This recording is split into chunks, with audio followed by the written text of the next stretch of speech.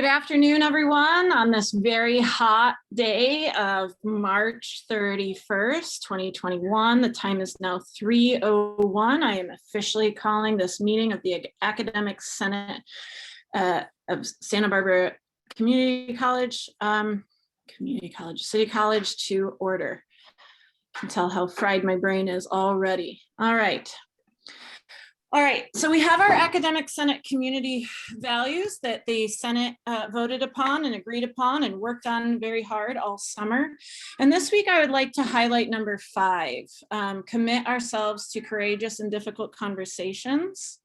If we want to challenge something that has been said, we challenge the idea or the practice, not the individual.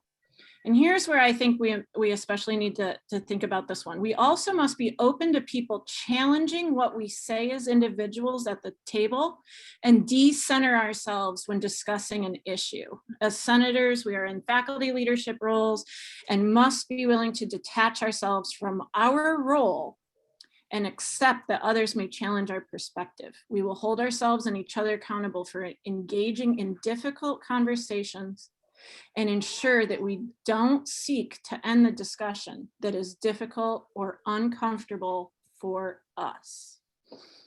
With that, I'll move on to item 2.3, our Zoom meeting guidelines. I'll ask that everybody keep themselves muted during the meeting. If you want to contribute to the discussion and you're a senator or a liaison, please raise your virtual hand depending on which version of Zoom you have, typically under your emotions these days or emoticons.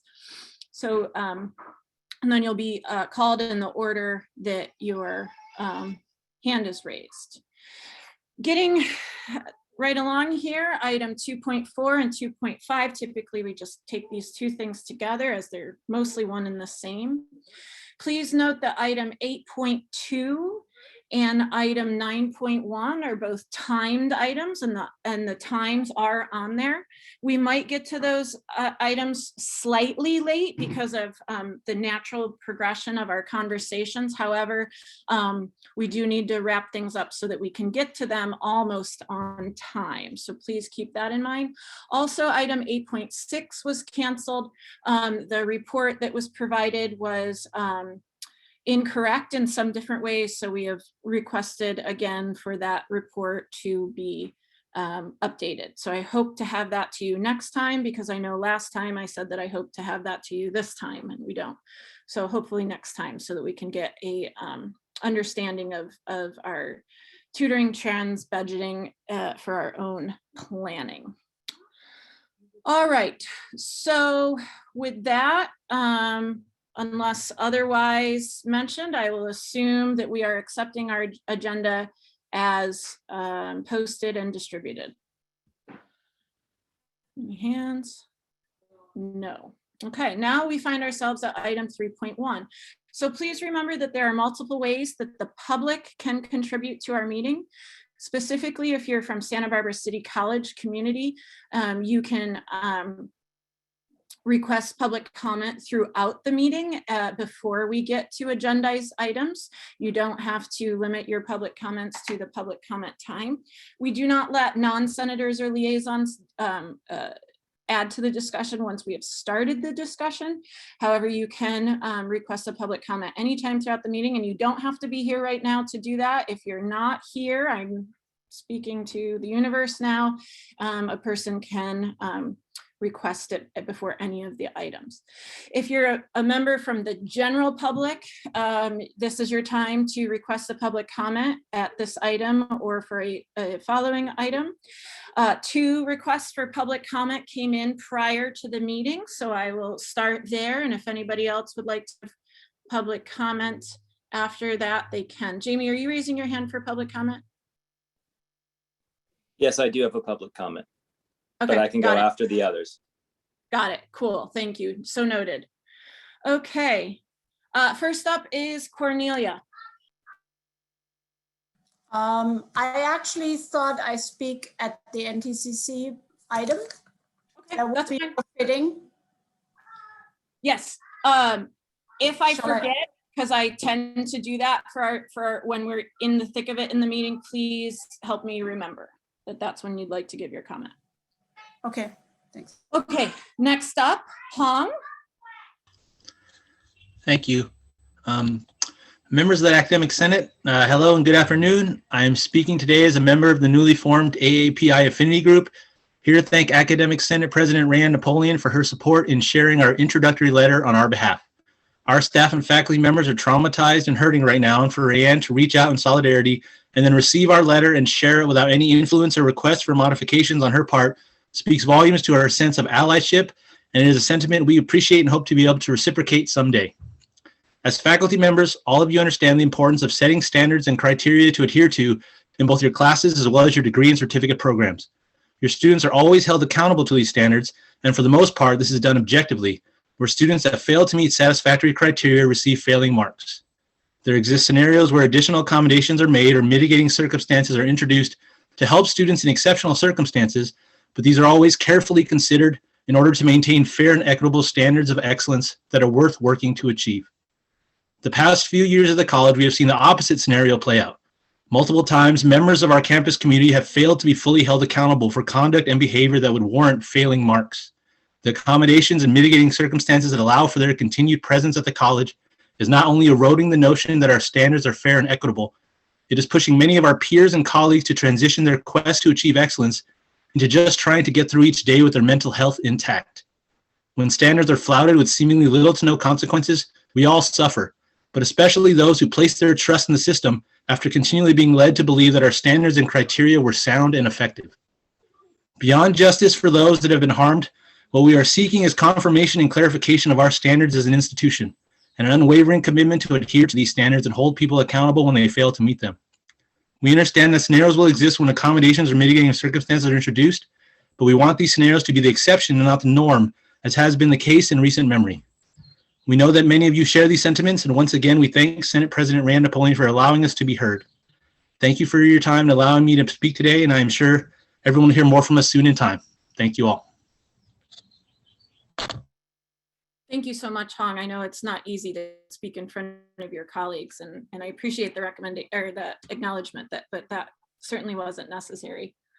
For anybody that's just learning that this affinity group exists and wants to get part of it, identifies as AAPI, please make sure that you are finding community there.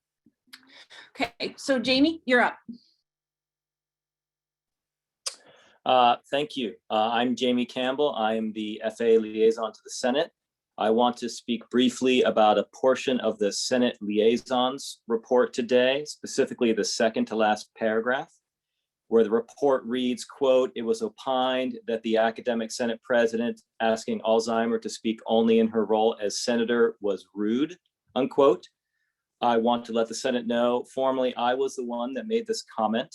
I communicated this sentiment verbally, but not in my formal report to the FA.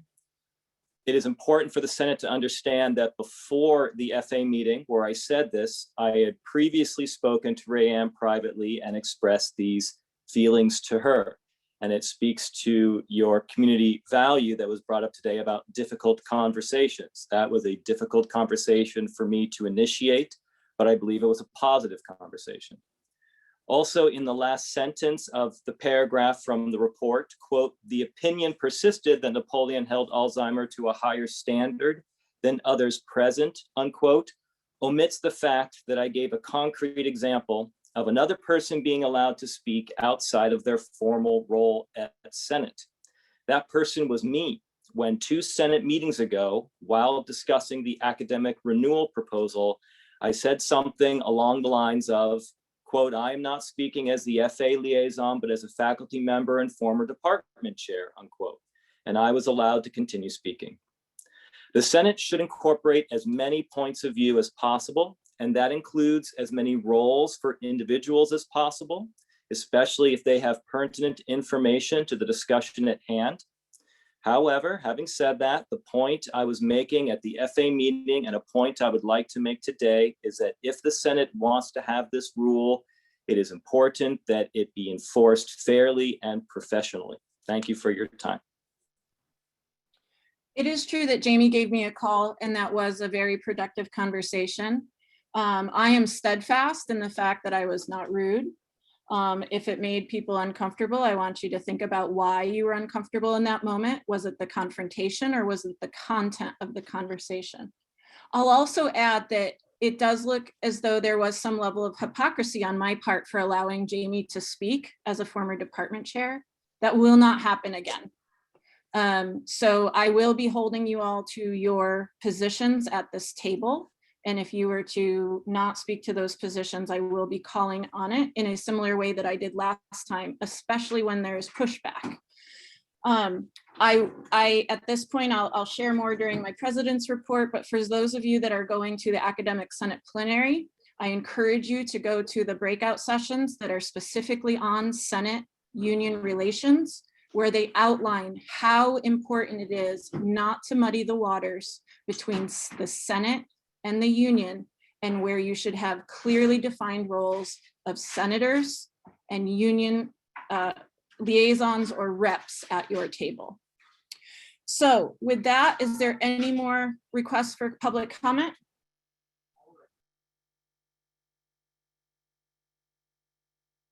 All right, then let's move right along. So we have 2 sets of minutes to approve at today's meeting. First one was for February 24th and the second one was at March 10th. So unless I hear otherwise, I would like to accept these minutes as posted.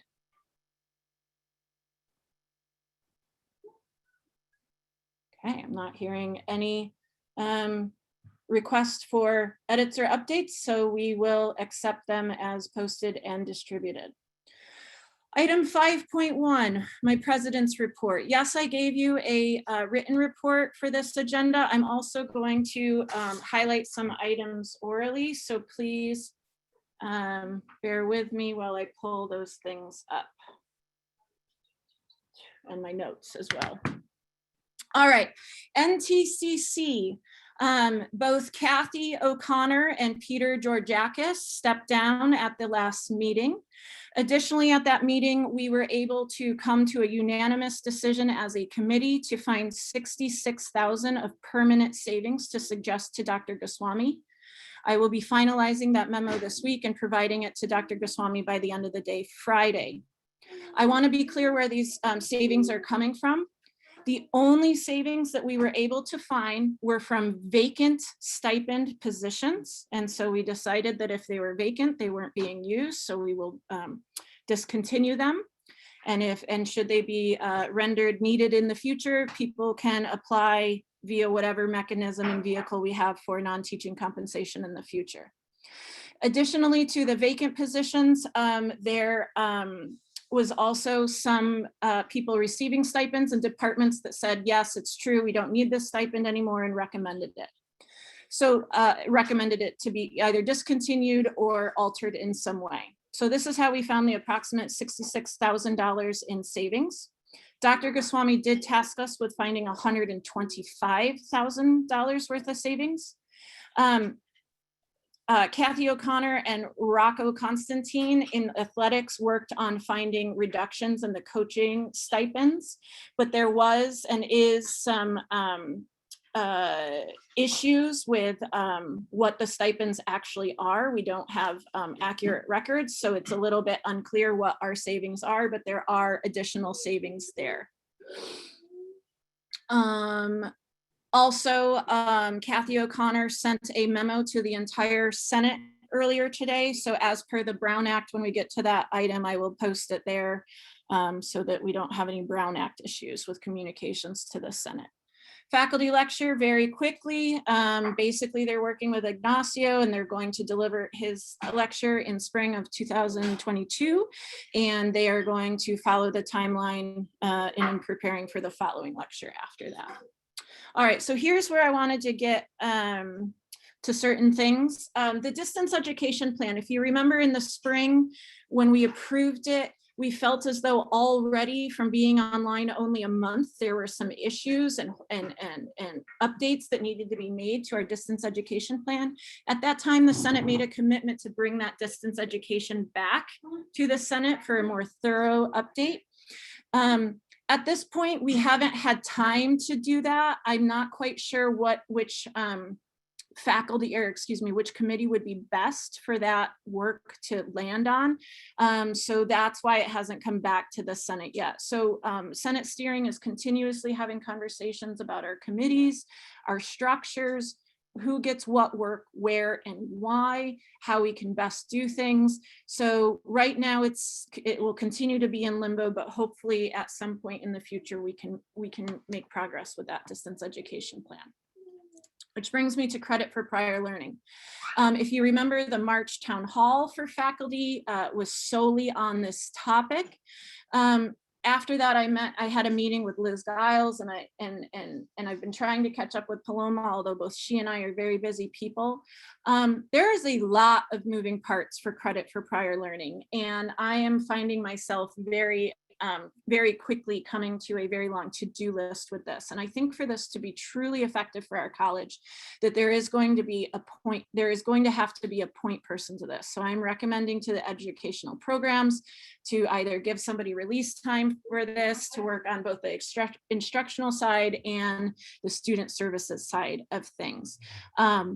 That's just a recommendation. I will be attending Dean's All meeting on Monday to further discuss this. So I hope that gets some traction. It's, you know, if we're making a commitment to credit for prior learning, this is going to be a big lift. So I really would like to see us get behind this and actually make some progress there. Okay, what else? Let's see. I sent the Academic Senate an updated view of that AP for academic renewal. We've kicked it off basically 2 different agendas so that senators can put it in front of their faculty. So once you get that via email and get it in front of your faculty, make sure you are getting feedback so that at our next meeting, which is April 14th, we can have a very thorough conversation about it so that people are well informed. So that's just a working document just to highlight the changes between what we had and what the suggested changes are. All right, so I spoke earlier about the plenary session, and I'm very excited that so many of us are going to attend. Several of you took my advice and applied for the scholarship, and I am so excited that I think about 4 of you from Santa Barbara City College gets to go to the plenary via the scholarship, so that's really exciting. Taking a look at our budget, I also thought that it was going to be important to prioritize sending people to the leadership conference. I went to the leadership conference myself last summer. I know Patricia attended it as well. So I'm prioritizing 8 new faculty, 8 newer faculty members to go to that leadership conference. It is true that the leadership conference is designed to support and inform incoming academic senate president. But I feel very strongly that the 8 people that I reached out to, while they might not be ready to take on the academics next week, next month, or next year, that they are very much, let's say, up and coming, them in early and getting them in on how the Senate, even at this level, I think will be really great for our campus. There's a lot of talk about institutional memory and how better to share institutional memory or make new institutional memory by having that have these opportunities, especially when it says my internet is stable, probably missed some of that. But anyways, the other conference I'm prioritizing some of the Senate funding for is the CTE and School of Extended Learning conference that is coming up. So Tricia actually identified both her and both she and Mariah as conference attendees through another funding method. So she and I are working together to identify 2 more non-credit faculty members, and then as well as I'm working with people to identify CTE faculty members to go. So I'm really excited about that. All right, other news at the state level, there is a Black Student Success Week coming up in late April. There is a what's called a Black Student Drop-In. So there's this idea of basically Zooming with state legislators and dropping into their Zoom sessions to advocate for legislation and resources for Black students. It's my understanding that this would be a really good opportunity for an ally to turn into an accomplice and use that time time to interface with legislators. However, I also have been told that this might be a good time for making connections at the state level with respect to the ASCCC. So I could go either way with this. I just hope that somebody is available and willing to take this on. I think it will be, other than the preparation for the meeting, not that much of your time to interface. I'd like to offer you a brief update about where we are with the land acknowledgement, but instead of me doing that, I am going to ask that Ana Garcia give that for you. Ana? Peter. All right, I'm gonna try to have my camera on, but internet is shaky, so I might have to turn it off. So we met with a few folks from different Chumash bands who kind of hold leadership roles in those bands. And we had a productive meeting. It was a quick kind of 1 hour check-in to establish our initial contact.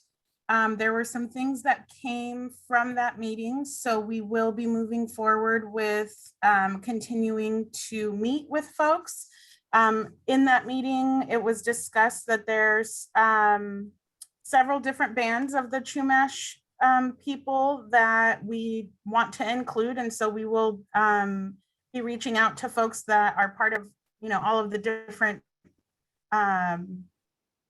bands to make sure that all of those voices are represented. And then we started sharing some ideas about ways to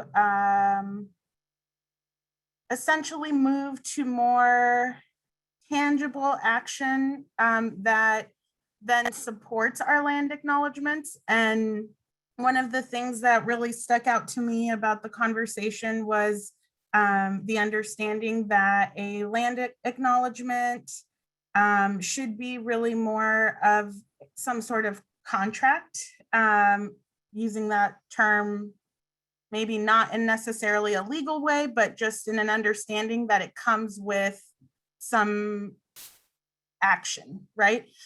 So lots to come on kind of where we're going with that, but did want to update that I think it was a positive meeting, and I think folks felt good about kind of the direction that we started in that space, and we look forward to hopefully sharing out more information soon.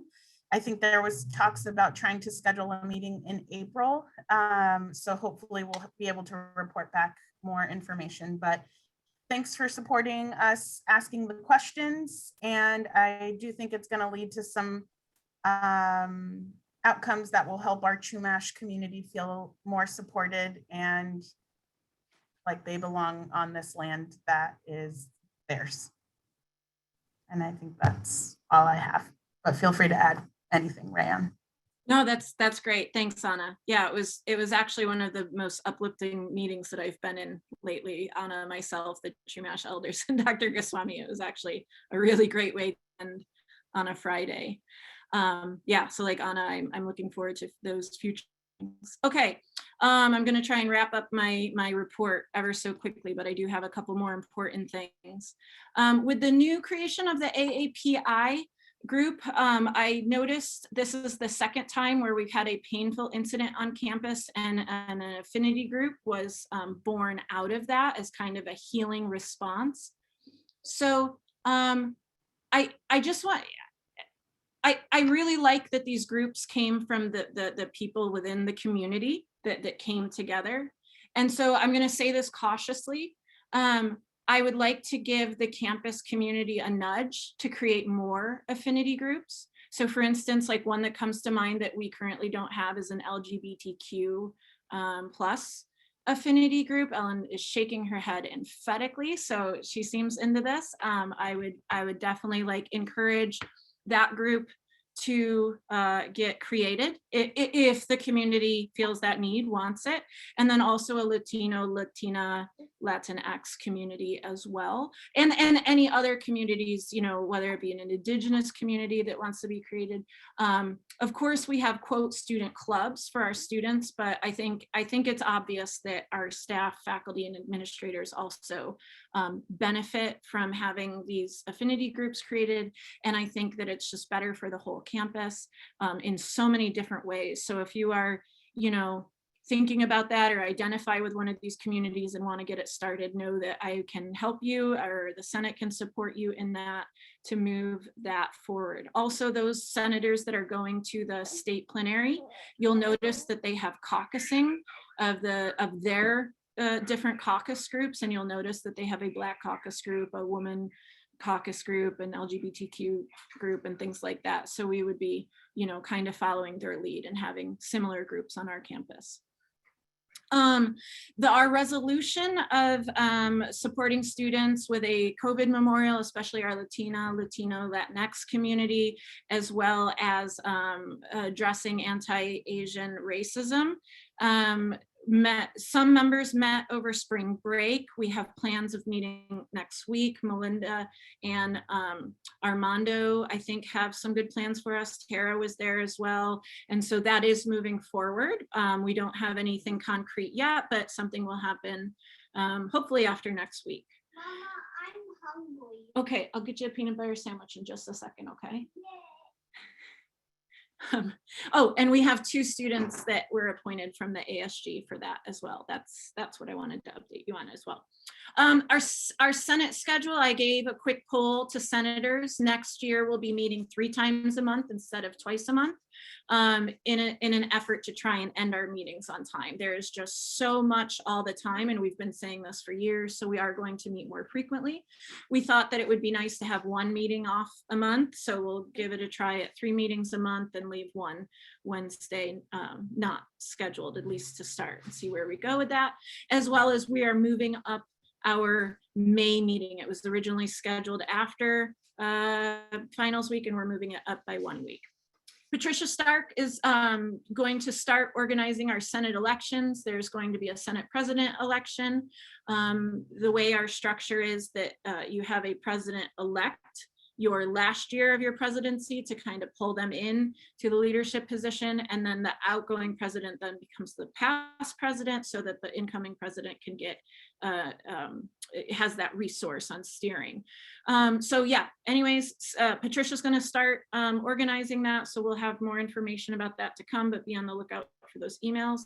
And then the last thing, 2 more things, sorry. One thing very quickly, again, there will be an April faculty town hall. So at this point, I'm working with ASG. They have been collecting student narratives about what it's like to be fully online as a student. And so I'm going to be sharing them out to us faculty, so that when we meet, we can think about our pedagogy, ways forward. This is going to be much different than a webinar where we have somebody telling us what we should be doing for this. This is going to be, here are what our students are experiencing in this either remote learning or distance learning way with our faculty. And so what do we want to do with that information? I didn't mean for it to happen like this, but our first town hall was all about the budget and the budget crisis that we are experiencing, the structural budget. The second one was all about policy, credit for prior learning. And then this last one is going to be all about students. So I kind of like the way that those just kind of naturally have the very different topics. So be on the lookout for an invitation for that coming from me soon. Okay, the last update I have to give to you, perhaps you already know, I'm sure you saw Dr. Goswami's email. School of Extended Learning Vice President Joyce Coleman is out on administrative leave.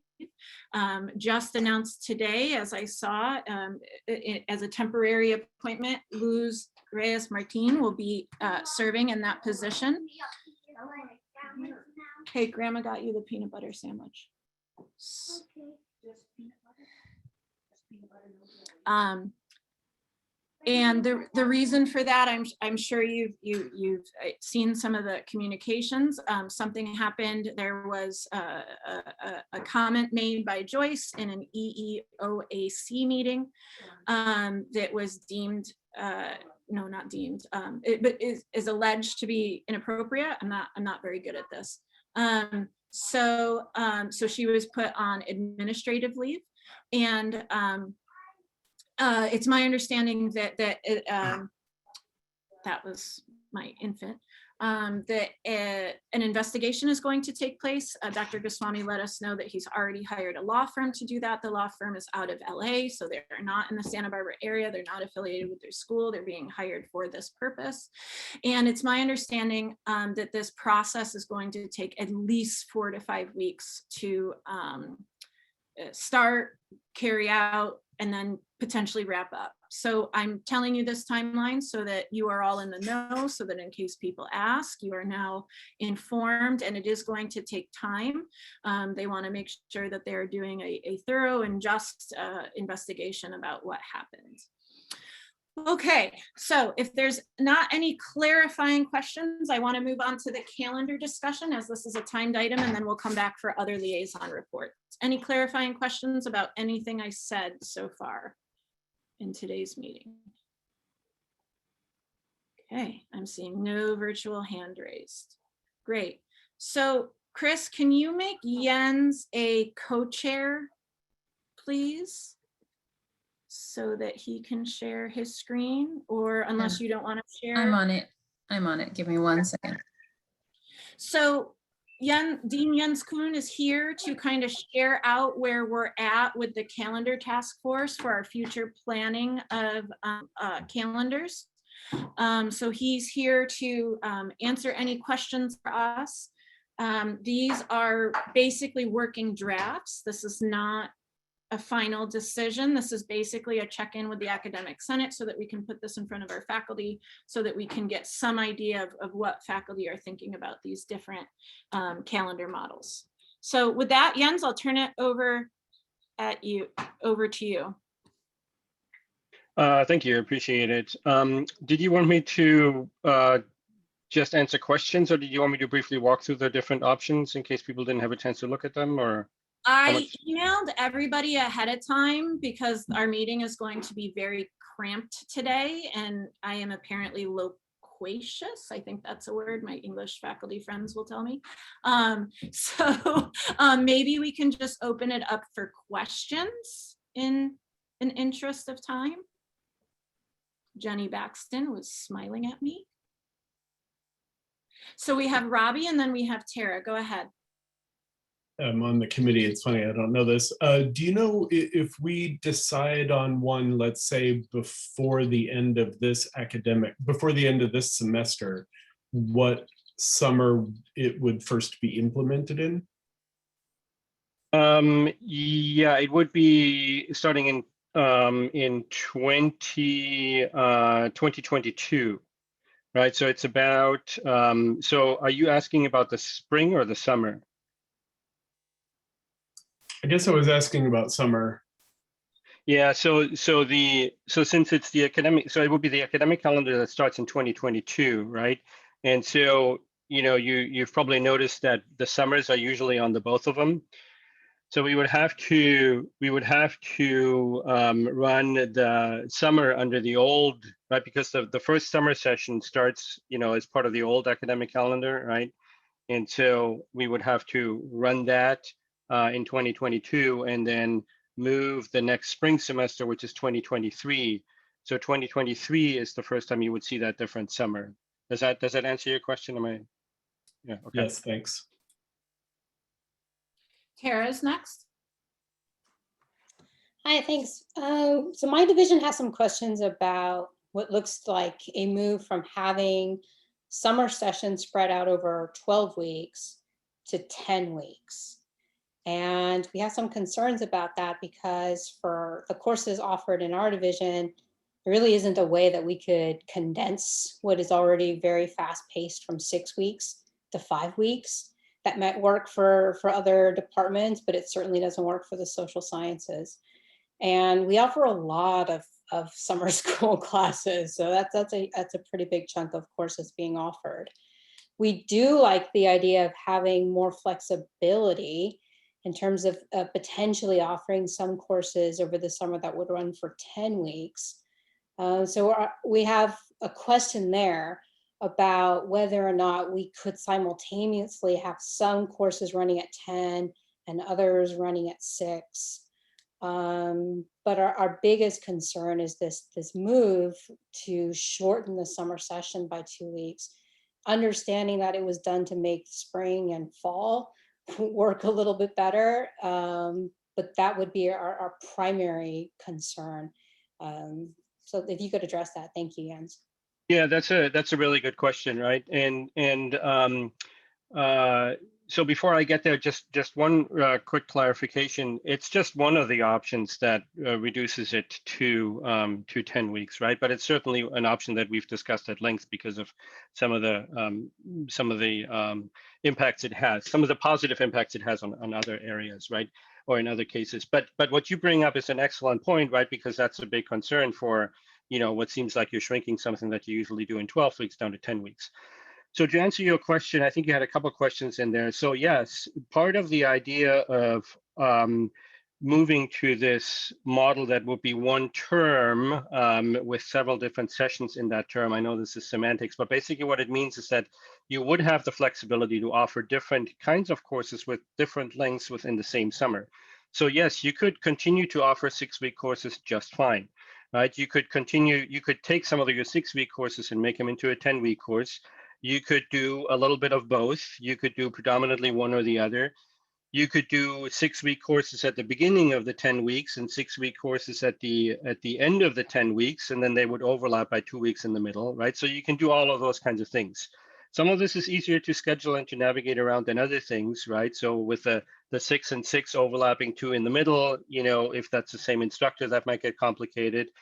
But yes, a big part of the idea is to be more flexible so that you would have the option to do everything that you just mentioned, to continue to offer 6-week courses, to offer 10-week courses, to offer 8-week courses, all of the above, yes. And now I think I lost track. Did you have another question in there that I didn't answer? I think that covered it. Thank you. Okay. So we have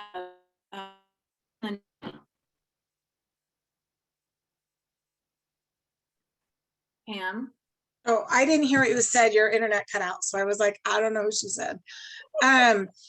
So I mean, this is related to what Tara said. One of the questions I have is if there are, so for instance, in math, we have lots of 5-unit courses. If our department made a decision to only offer them as 10-week courses, we would be offering fewer courses.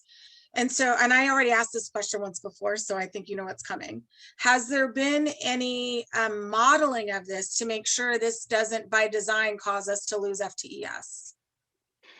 Well, so let me, so we haven't done a modeling in terms of, predictive FTES modeling. But what we have done is we have looked at what potential scheduling options you would have in these different variations, right? So one of the questions I have back to you to make sure that I really understand what you're saying is, why are you drawing the conclusion that if you're going from 6 weeks to 10 weeks, you would automatically offer fewer classes?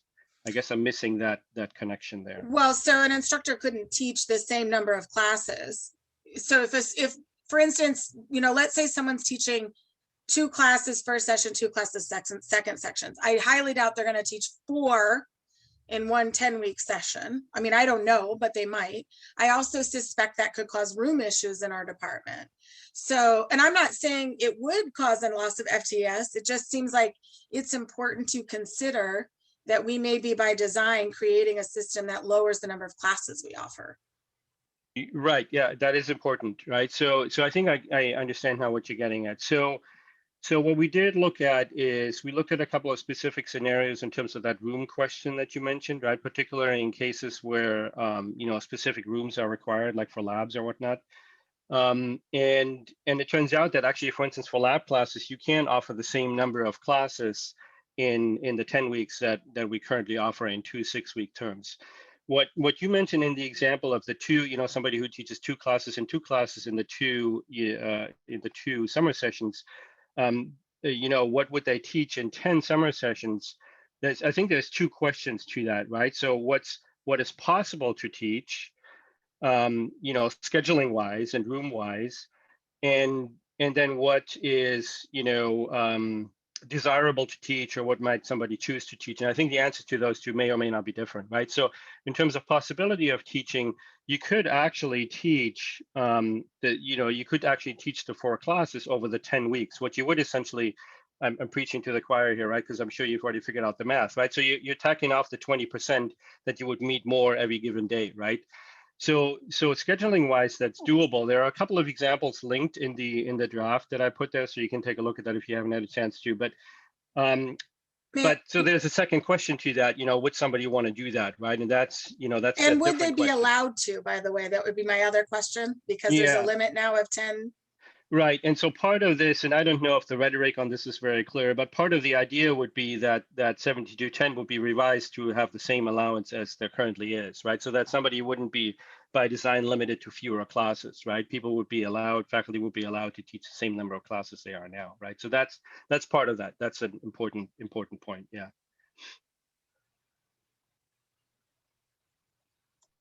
Jenny? Okay, Tara and Pam stealing some thunder. But I would echo what Tara was getting at least in our department, that when I solicited feedback, overwhelmingly, we are really struggling with this notion of offering a 5-week course for our 110 in particular, which is 4 units. In a class with AB 705 where students are already kind of feeling overwhelmed. And so pedagogically, we feel it's going to be we wouldn't support offering 5-week courses in our department. So we would be taking advantage of that flexibility to offer different length courses. And I would just put in a plug too, that all departments keep in mind pedagogy when deciding this, and not letting the calendar, or getting a Monday off or not, drive pedagogy and what's good for students, because I think it could do some harm if we try to condense a lot of classes that may not be amenable to that. And so I just wanted to confirm, first of all, that departments would be able to have that flexibility and aren't going to feel pressure to offer 2 5-week sessions to serve more students. And I'm also wondering if we do take advantage of some flexibility, like let's say we wanted to offer or stick with a 6-week session, or maybe offer some 8 or 10 week. Do they all have to have the same start date, or can we stagger start dates? And how manageable is all this going to be for scheduling? Yeah, those are really good questions. And remember I'll get to your specific questions in a second. Just backing up really quick on the pedagogy point, which is a really important point, right? We wouldn't want to do something that, negatively affects student success, right? So I just want to clarify that, in this notion of having two, part of having a 10-week summer term with 2 5-week summer sessions, the setup on that would be entirely different. There's not a whole lot of, that sort of tech talk in that draft that I've put together, but the setup of that would be really, really different to allow for that flexibility that you mentioned, which we currently cannot do, right? We currently can't, offer 8-week or 10-week or 12-week classes. But with that setup, we would. And so it's really just a terminology thing that we would say, okay, we have 2 summer sessions that are 5 weeks in length, but the idea really wouldn't be to take everything we offer in 6 weeks currently and squeeze it into 5 weeks, right? That's not part of the notion, even though I totally get, right? It certainly seems like that, right? But the notion or the idea would be to offer the kinds of classes that make the most sense, with the right flexibility in terms of meeting student needs, and then, having it also work for faculty, right? So if that, means 6 weeks, then that's what it means, right? Or if it means 8 weeks or 10 weeks, then, those might be really good options. So I just wanted to clarify that one. And then you had a specific questions on the staggering, which is a really good point. They can be staggered to some extent. And what that means, and I don't know if this is, I tried to put these bar graphs into that Excel. I don't know if that's clear on there, but the best way to stagger them is that they either start at the start date or they end at the end date, right? So that you don't have a 6-week course that starts in like week 2, right? There may be ways, so this is a technical programming not all programming, but part technical issue. And so there may be ways around that where we could run it like a 6-week class from week 2 to week 8, but we're not 100% certain on that. But we do know that we can run them, starting at the beginning, starting at the 5-week mark, or ending at the end. So those options are there for sure. And I think those were your questions, right? Okay. One last question, and then we're going to wrap this topic up.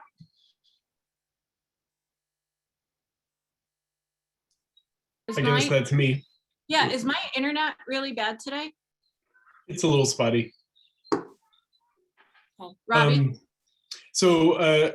Wanted to point out that in terms of pedagogy, the option that gets talked about the most, the 5+5 2 summer sessions, has a long enough winter break that it opens the possibility of a winter intersession, which could work in some cases and some people are very excited about. And also, I just want to remind people who aren't in the sciences that the current schedule, one of the problems with it, and one of the things several of these options fix, is that starting of spring before Martin Luther King, because some classes only meet on Monday, so they lose a week of instruction. But even science classes that have multiple lab sections, I lose a whole week of my lecture curriculum, but not a whole week of my lab curriculum, but not my lecture curriculum under the current calendar. And so that Monday thing is more than just a convenience for a lot of people. It has a big impact on several different populations of students. Okay, I said Robbie, and then we're going to wrap this up, but then Ellen and Patricia raised their hands, and apparently I'm breaking up, so I'm turning my video off. So sorry about that, but I think you'll hear me better. So Patricia, and then Ellen, and then we definitely have to wrap this up. Yes, Ray, can you hear me okay? Yep. All right, I was just hoping you could give us some clarity on what the Senate's role here is. Are we going to be asked to vote on one of these options? Or are we just giving the administration recommendations on how adding to the pros and the cons? So how are we moving ahead with this? So this is not something we're voting on. Okay. Faculty needs to see this because it's going to be faculty teaching these classes. So you need to put this in front of your faculty, and if they have feedback, you're going to get it to me, you're going to get it to Robbie, you're going to get it to Jen Hamilton, you're going to get it to Jens, you're going to get it to your area dean. Okay. So it's the calendar task force that is working on this, but we need to hear from faculty on this. I think what's going to be a disaster is if we bring this to Senate in a month or so, and then everybody loses their mind and says they didn't know, and this isn't going to work. That's not good. So we're trying to get out of it. So just to confirm, the decisions will be made by our faculty representatives on the calendar committee, along with the other members of that committee. Yes, but then once the decision has been made, it goes out to governance groups and our normal governance process. So we have a tap here. I can't talk without my hands. Like, I feel like maybe I make things clearer with hands. We have a task force that is in the weeds doing all this work, and we need to hear from faculty. We're going to make something, and then it's going to come to Senate. It's going to go to SAE. It's going to go to CPC, and then that's when we all vote, hopefully, to approve it. Okay. So, like I said, we get to that point, and then have everybody lose their mind, right, and say this isn't going to work, right? So we want to hear that stuff now, so that we can make changes. Thank you. Yep. No problem. Ellen? Okay, two hopefully quick questions. One is I just wanted to make sure that my assumption was correct, that the start date for fall is based more on the start date for spring than on the end date for summer. Is that the rationale? Like on the options where the fall term starts a week earlier, that's in order for the spring term to be able to start the second week of January rather than the third? No, that's an artifact of, you may have looked ahead at some of the other future years. That's not so much of an artifact of this where the spring starts. but it's an artifact of the way, you know, where Christmas lands, how much of a break you have there, and where, you know, the last Monday in August is, and those kinds of things. The spring impact is much more pronounced in the impact on summer, or vice versa. So that's where the rubber hits the road, as Robbie just mentioned. The only option that gives that opportunity to move the spring back is the one with a 10-week summer. So the spring impact is directly related to summer, and vice versa. The only indirect impact from spring onto fall is that break between summer 2 and the start of fall. There are some cases where some of these options will not work, which is why we had to discard them, because summer 2 would end during in-service for fall, which isn't going to work. Okay, I was just, because I noticed on option 2 and 4, the fall semester would be starting later than it has in the past for next year. So I was just, so I don't want to get and spend time on that in too much detail. But the other question was just whether a January intersession is something that has been contemplated. Yeah, it has been contemplated. It's in one of the, you know, pros as for some of these options. It doesn't work for any of the ones other than the one where you have a 10-week summer session. But yes, it's one of the, you know, I have it listed in one of the pros for that particular option, because it does give an opportunity for a winter intersession. Thanks.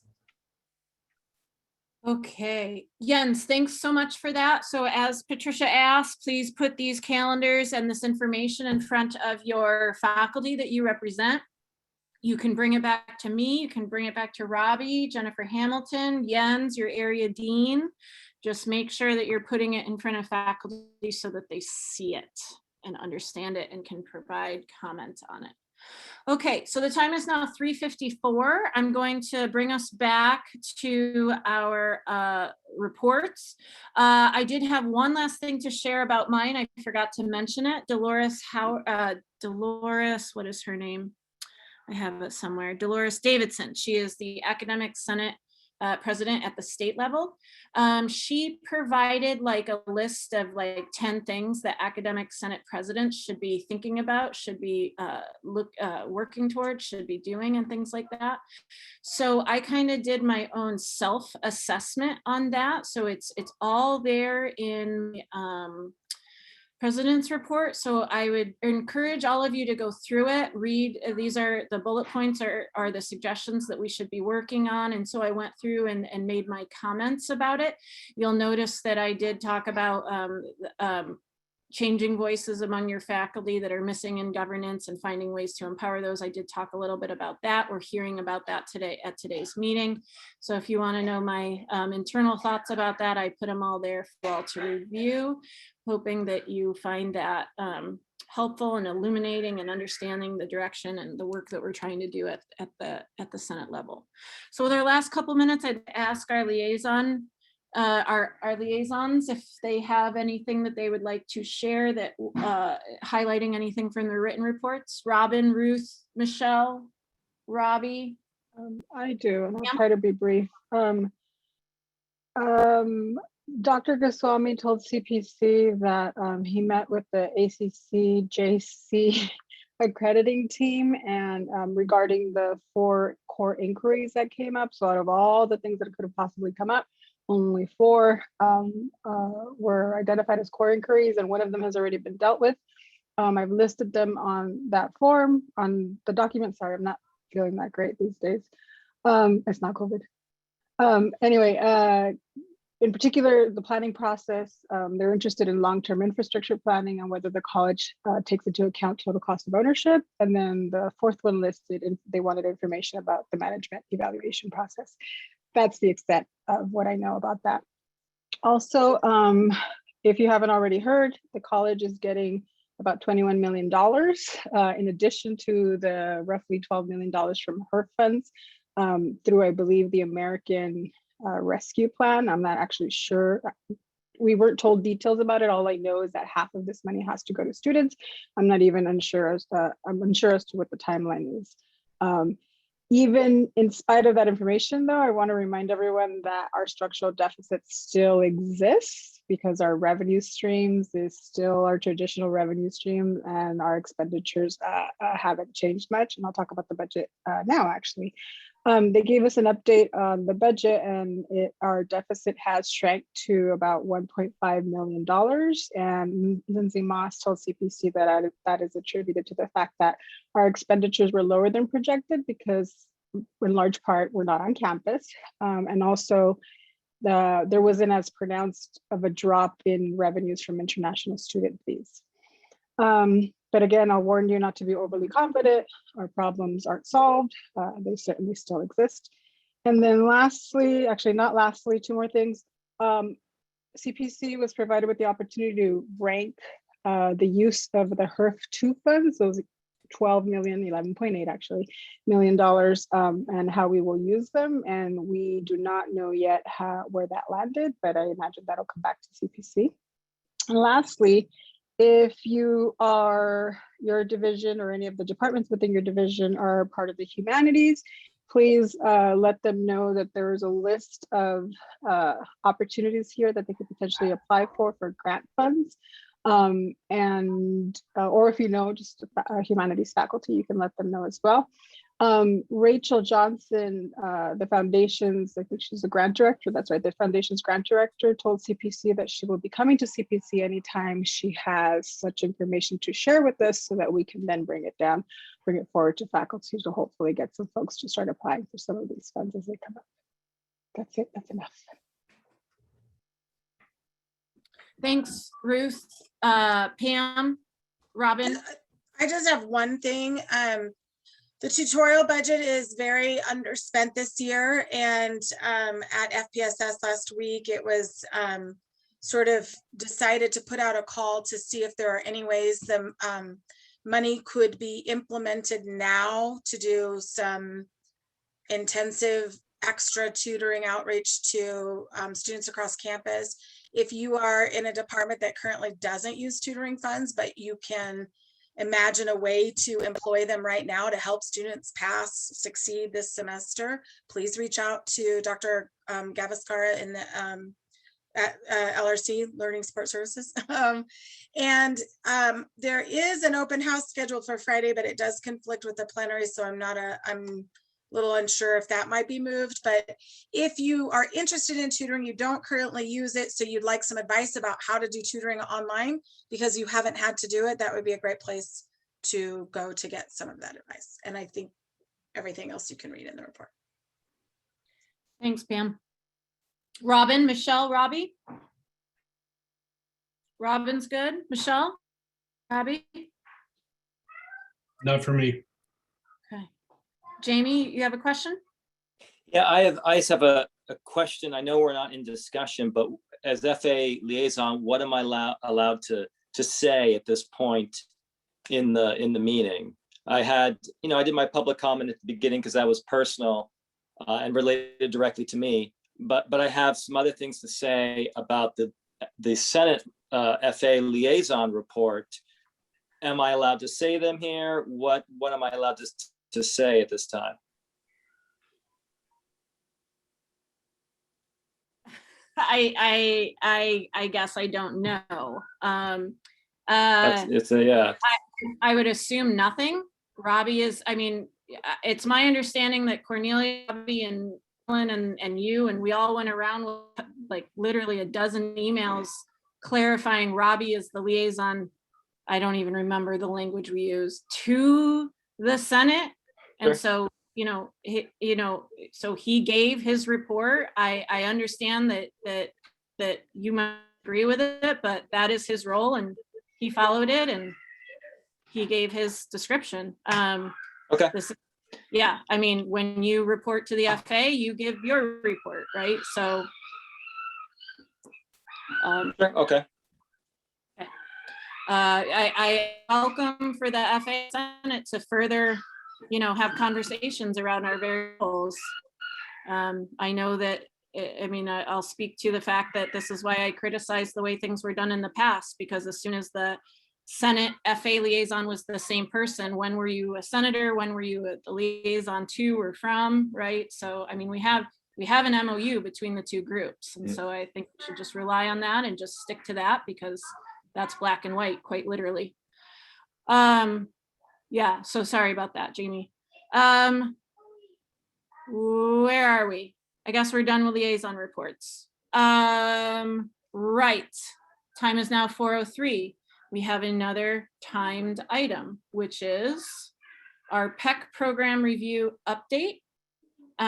If you remember last year, Patricia and Corolla Smith provided recommendations to our various governing groups that we should over our program review process, and we should also pause and suspend program review process for this year, so that committee go into work.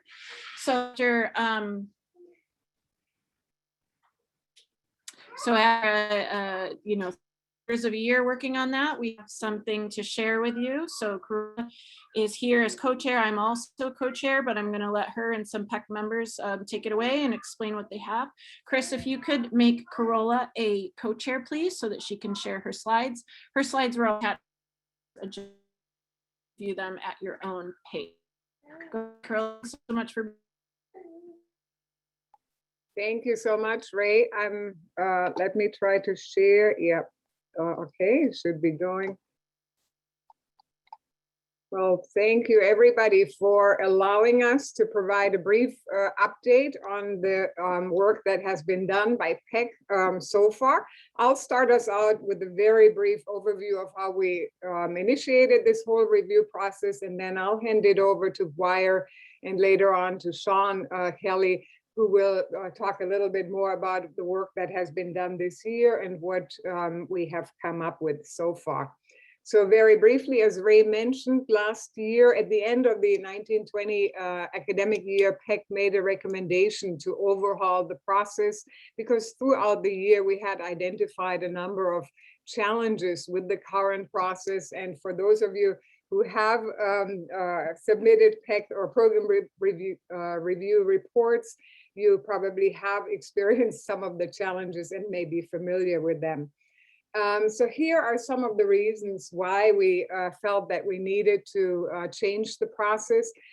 We felt that PEC and program review, the process that we currently use, was not really integrated with many of the campus initiatives that we have undertaken fairly recently, whether that's the Vision for Success goals, our guided pathways work, our revised strategic directions, and then our updated equity plan.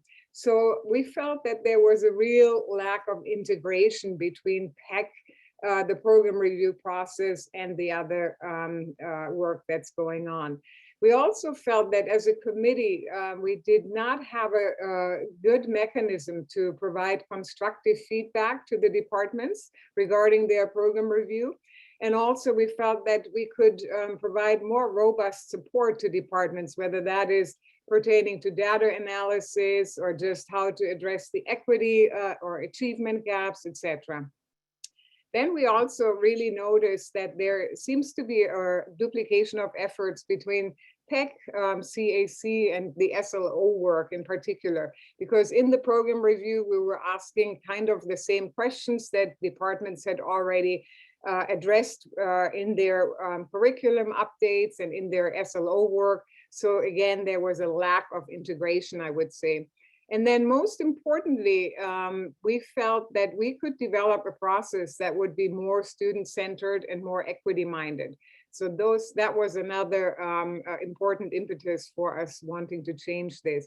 And for those of you who are familiar with the Illumin program review tool, I think you will probably be not too disappointed that we are thinking about changing that tool or moving away from the tool.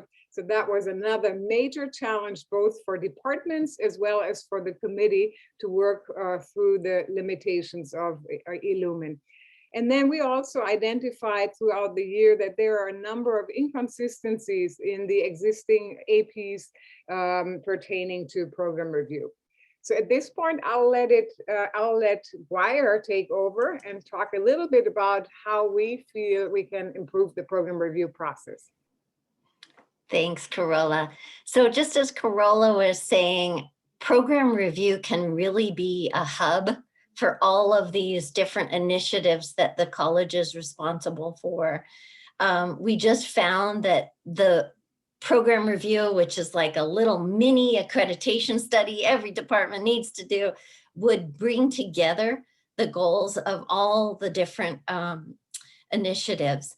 It will be a more integrated approach, more collaborative, equity-focused, student-centered, manageable, and meaningful. And I think the process that PEC has gone through actually exemplifies that collaboration and integration. And we'll talk more about that just in what we've done in our process, which has been really to connect with different committees and groups on campus. Go ahead to the next slide, please. So in explaining that, the work that we did, we started out in the fall and really looked at state level, what was happening related to program review, what were colleges doing, what was being discussed, and the statewide academic senate was really at the forefront there, advocating for colleges to revise program review and have it in line with equity and guided pathways goals.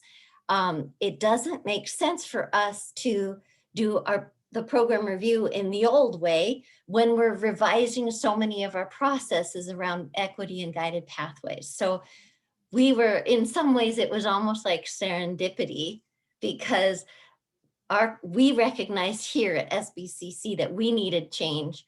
And then when we looked out on what was happening at the state level, the ASCCC was advocating for that change as well. So we started looking at other colleges to see what was happening, how kind of looking for best practices to bring back to our PEC committee. And then in January, we started really connecting with different entities on campus, different stakeholders. We had a large stakeholder meeting. We've had individual meetings. We've gone to meetings. We connected with the SLO coordinator, guided pathways coordinator, the student equity committee, the student equity and achievement co-chairs, the deans, VPs, CAC committee chair. So we've really tried to hear from different voices and really propose to them, how can we work together? How can program review help you with your processes? And then finally, we've been working on evaluating technology platforms other than Illumin, because that was the #1 piece of feedback that we got from department chairs in the last round of program review. Is like, can you do anything with this Illumin tool? Can you get us something else? I'm going to turn it over to Steve. I'm sorry, Sean. Sean's next. Thank you. Thank you, Guire. So we really tried to think about you, the faculty and the programs on campus. We really think a lot about this, and we're looking for something more efficient, but also something that is more effective. And so what we initially started out by doing is considering changing the timeline. We've been on a 3-year timeline where every 3 years a program would need to write a program review report, and then we would evaluate those. And it didn't necessarily make sense. So in reviewing what other colleges had been doing, we found that a 4-year cycle might actually work better. So, you can look at this timeline and you can see 4 things. The neat thing is a lot of people look at this and say, well, wait a second, now I have to do something every year. And you're right, you do. You have to do something every year. And what I want you to know is that you should have been doing something every year anyways. So one of the things that we want to do is create a structure that gives the program. Some programs have more advantage than others and are more kind of organized. What we want to do is create a scaffold for all the programs across campus that allows them to kind of fit into a nice framework, a process that we think is going to be really helpful for lifting all the programs on campus. So I'm not going to look at the detail. This slide is too much detail. Can we slip to the next one? So the idea is that we broke up this big job. It's way too big to do in 1 year. We broke it up into 4-year pieces. And as Guyer was saying, it's really built on heavily on the guided pathways pillars, right? So each year recognizes one of the pillars of guided pathway. And in this way, we hope that over a 4-year period, after one 4-year cycle, a program has completely covered each of the 4 pillars of the guided pathway. But inside of this is also some really key elements. So what we found is over the years that we don't always get a consistent program review from different groups, different programs on campus. And we think really a huge part of this is the lack of training and proper technical support. And we'd like to remedy that. And so one of the things that we built into this process is we are going to support each of the programs on campus to do a better job. So it begins in year 1 with probably the most important thing, which is establishing a vision for each of the programs on campus. We believe that every program should have a clear sense of what their purpose is and where they want to go in the near future. And that becomes the beginning of this program review process. So as we go further, every year, what do? You revisit your program goals and objectives and revise them. We think that this is a regular process that every group, every program on campus should be following through on. But we also have some other activities, right? You can see reviewing your SLO work and the budget requests. Those are things that you're already doing. So even though this is something that is supposed to be done every year for program review, much of it should have been done already. And what we found is some programs were not doing that work. So what we'd like to see is that across the campus, we have uniform standards for all the programs to be able to do this work that really lifts our programs up. So as you look at this, right, each year is just one piece of the puzzle.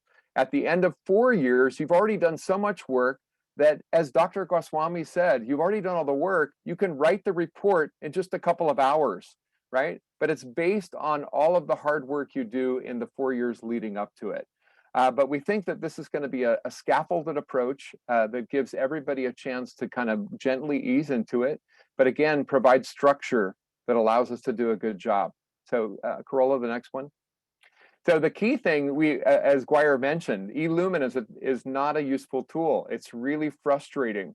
So instead of getting people to use a tool that builds a beautiful sense of goals and objectives and how they link to the college and to each other, what we found is people were wasting their time just trying to get things to work. So we attempt to work with the eLumen representatives. What we found is that they were not interested in helping us build a better tool.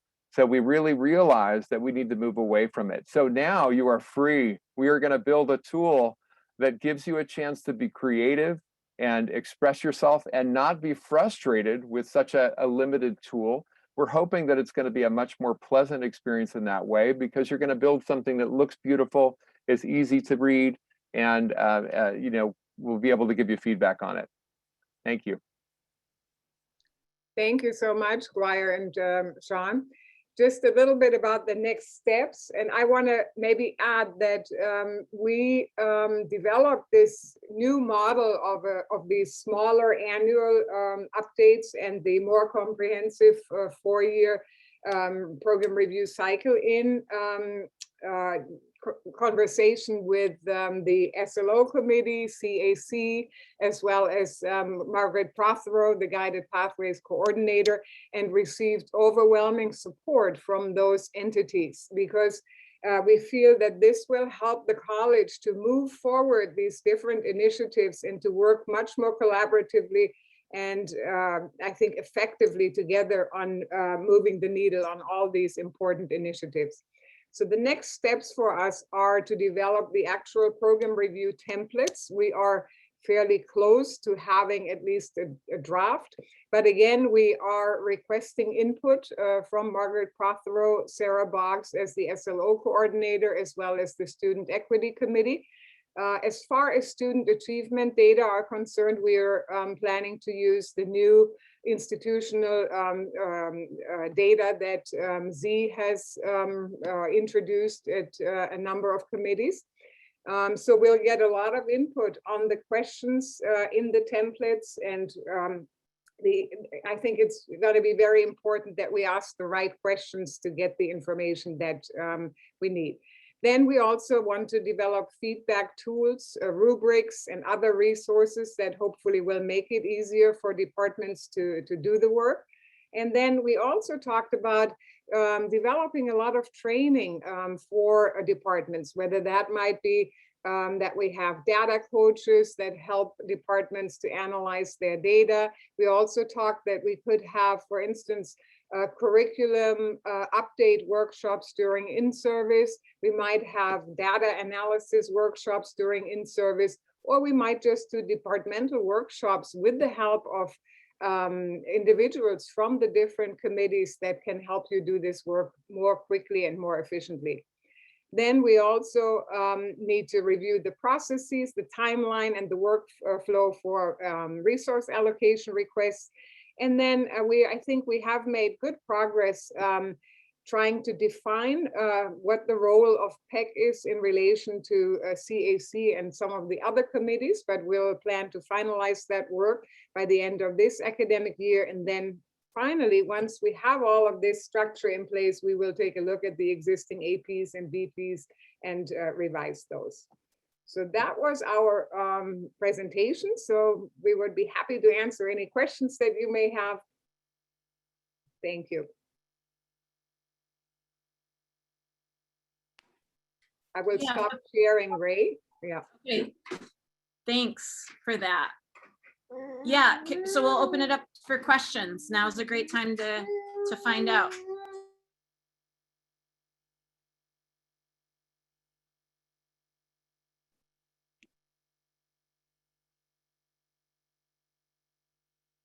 You're just so odd with this new process. I know. That's Sorry. okay. That's great.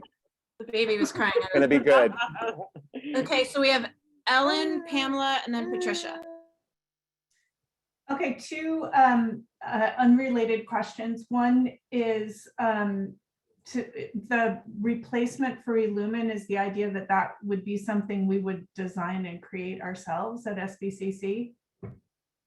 Yes, the idea currently is to design to use tools similar to Google Forms, but that would be something that Z's office will actually create. He has been looking into different survey tools, and then it will take a little bit of work, or probably a significant amount of work, to do some integration so that we can actually run reports. But we feel that the end result would be a better product that meets our needs more closely.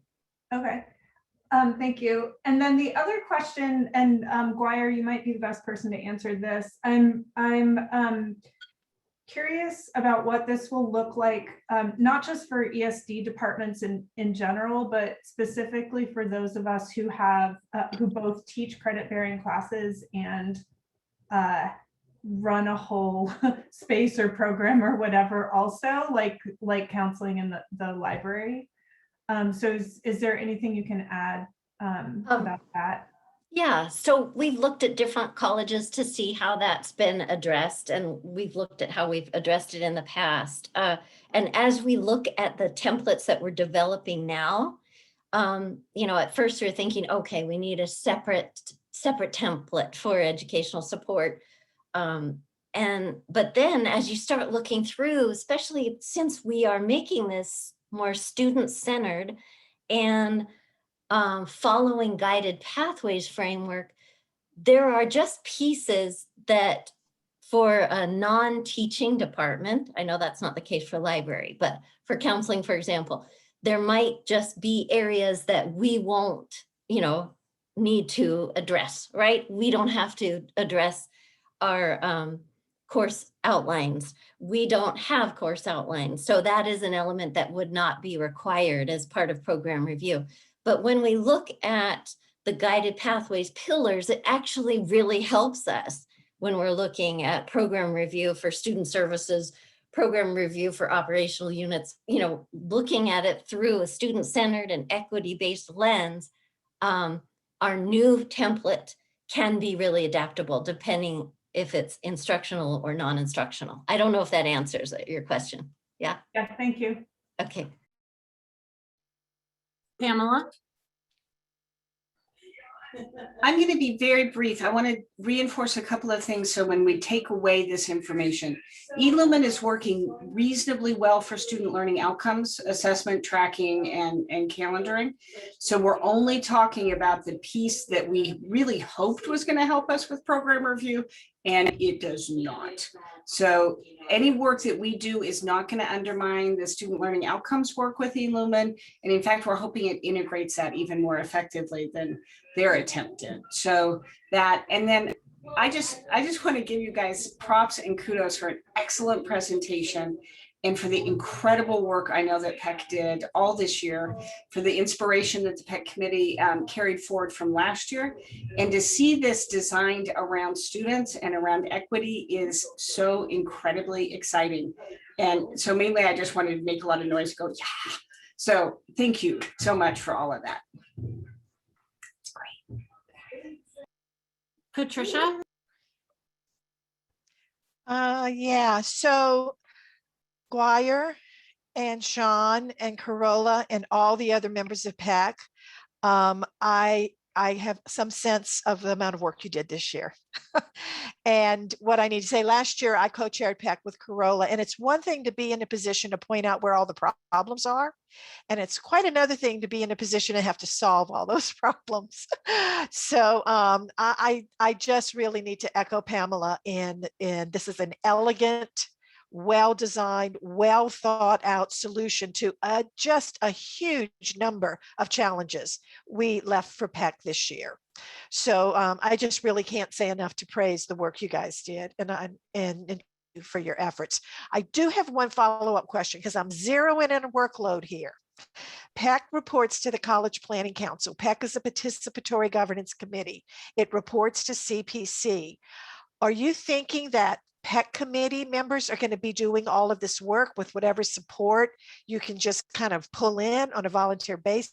Or are you thinking Corolla's office is going to manage it if she continues to be administrator this? Who's going to do all this work is my question, because, you know, it's going to be quite a bit, which I'm sure you're well aware of. I have a question for you, Patricia. Which work exactly are you referring to? Well, you know, the whole to-do list, the you know, the redesigning of templates and the developing of the tool and leading the workshops and how the workshops are going to play out and doing the liaison work between, and this is the one I'm particularly focused on because I hear from people in my division that sometimes they're still a bit in the dark about guided pathways and exactly where they are with guided pathways. So it's just, I see it's a very big effort, and I know PEC, we're starting next year, you guys are going to be looking at 25% of all the program reviews. So, you know, I also know how that work starts backing up really quickly. Those are great questions. Sorry, Patricia. That's okay. You know, so the workload. You have identified some of the challenges, but we are pretty far along with the template. So a lot of that work has been done. We are just waiting for input from the different stakeholders to make sure that the questions are okay. We are planning a phased-in rollout where we will have the template ready for the first year, and we will probably start with the operational programs, which would be the next in line anyways. And that way we have a little bit more time to work on the student achievement data analysis component, etc. So I think we have started the conversations with student equity and all the different groups to provide us with input on the questions and with help for rubrics. So I think that we can achieve that work by the beginning of have it done by the beginning of the fall semester. So I feel pretty good about where we are.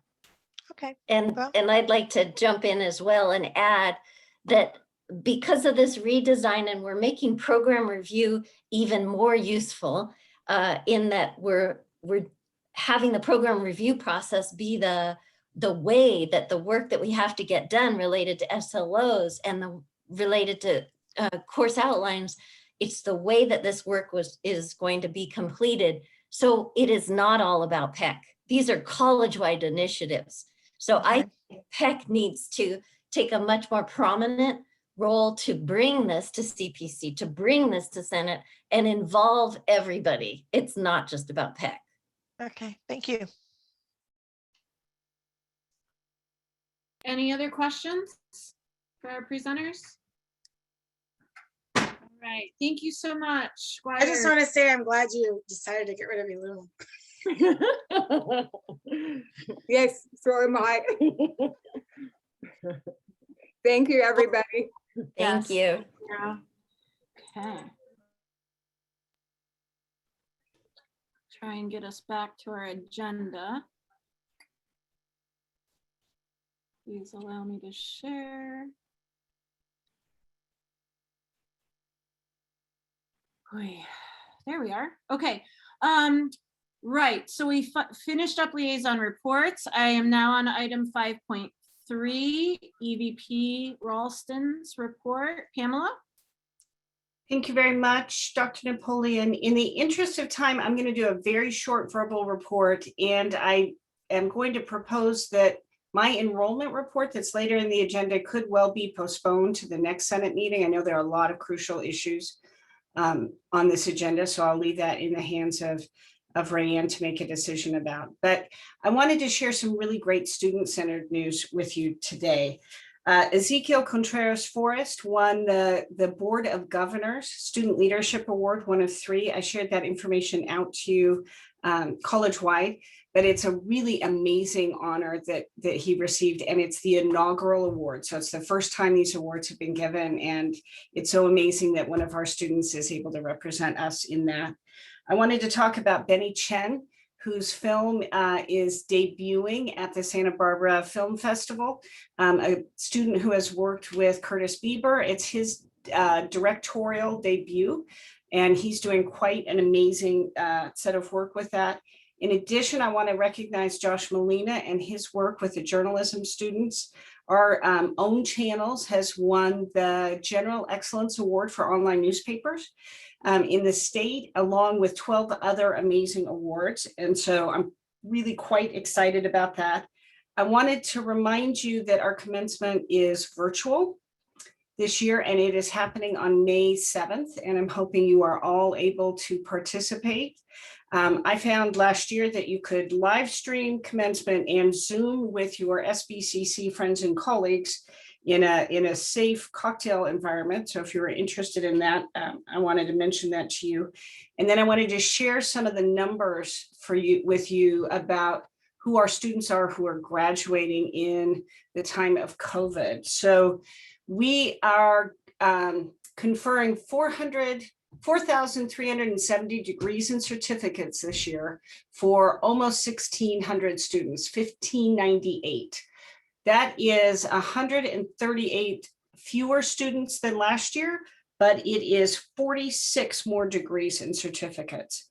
So despite a massive pandemic, you and the work that you have done, along with everybody else in this college, are responsible for that many more degrees and certificates and that many students successfully accomplishing an important goal that they had set for themselves. So kudos to you as a faculty senate helping make that work happen, and great congratulations to be passed along to our students as we go forward. Thank you very much. Excellent. Thanks, Pamela. And there is a reporter in the room who received one of those awards. Most excellent. But he's here on duty, so we won't. I'll just say out loud and in general how proud we are of them. It's an incredible program. Yeah, always. Great. Thanks so much, Pamela. Okay. Item 5.4, there was no request to agendize items at a future Senate meeting. However, please remember and share out that that is a standing item here. We have agendized things in the past, so please know that that is here as part of our as part of getting people involved in being at the Senate table. All right, our consent agenda. We have 3 items. These came from our subcommittees. So PNR committee provided their ranking. ITC provided their ranking, as well as PEC forwarded us the recommendation that they approved to reorganize the business division in a new way. Sorry for the background noise. Franny, first we gotta pick up your room. So item 6.3, since the time of posting has been updated, a request for, I believe it was Chromebooks was added, but it's in the unranked, not ranked section. So I believe that's a non-issue. So at this time, remember that the way we work with our consent agenda is you can pull an item and it goes to the bottom of our agenda for discussion. We approve it as a group. So if there's something you don't want to approve, you have to have it pulled. And with this in mind, I'd love to hear either a motion to approve the consent agenda or perhaps a suggestion to remove something, whatever people want. I'll move to approve the consent agenda. Thank you, Robbie. Is there a second? Second. Excellent. So Robbie made the motion. Ellen seconded it.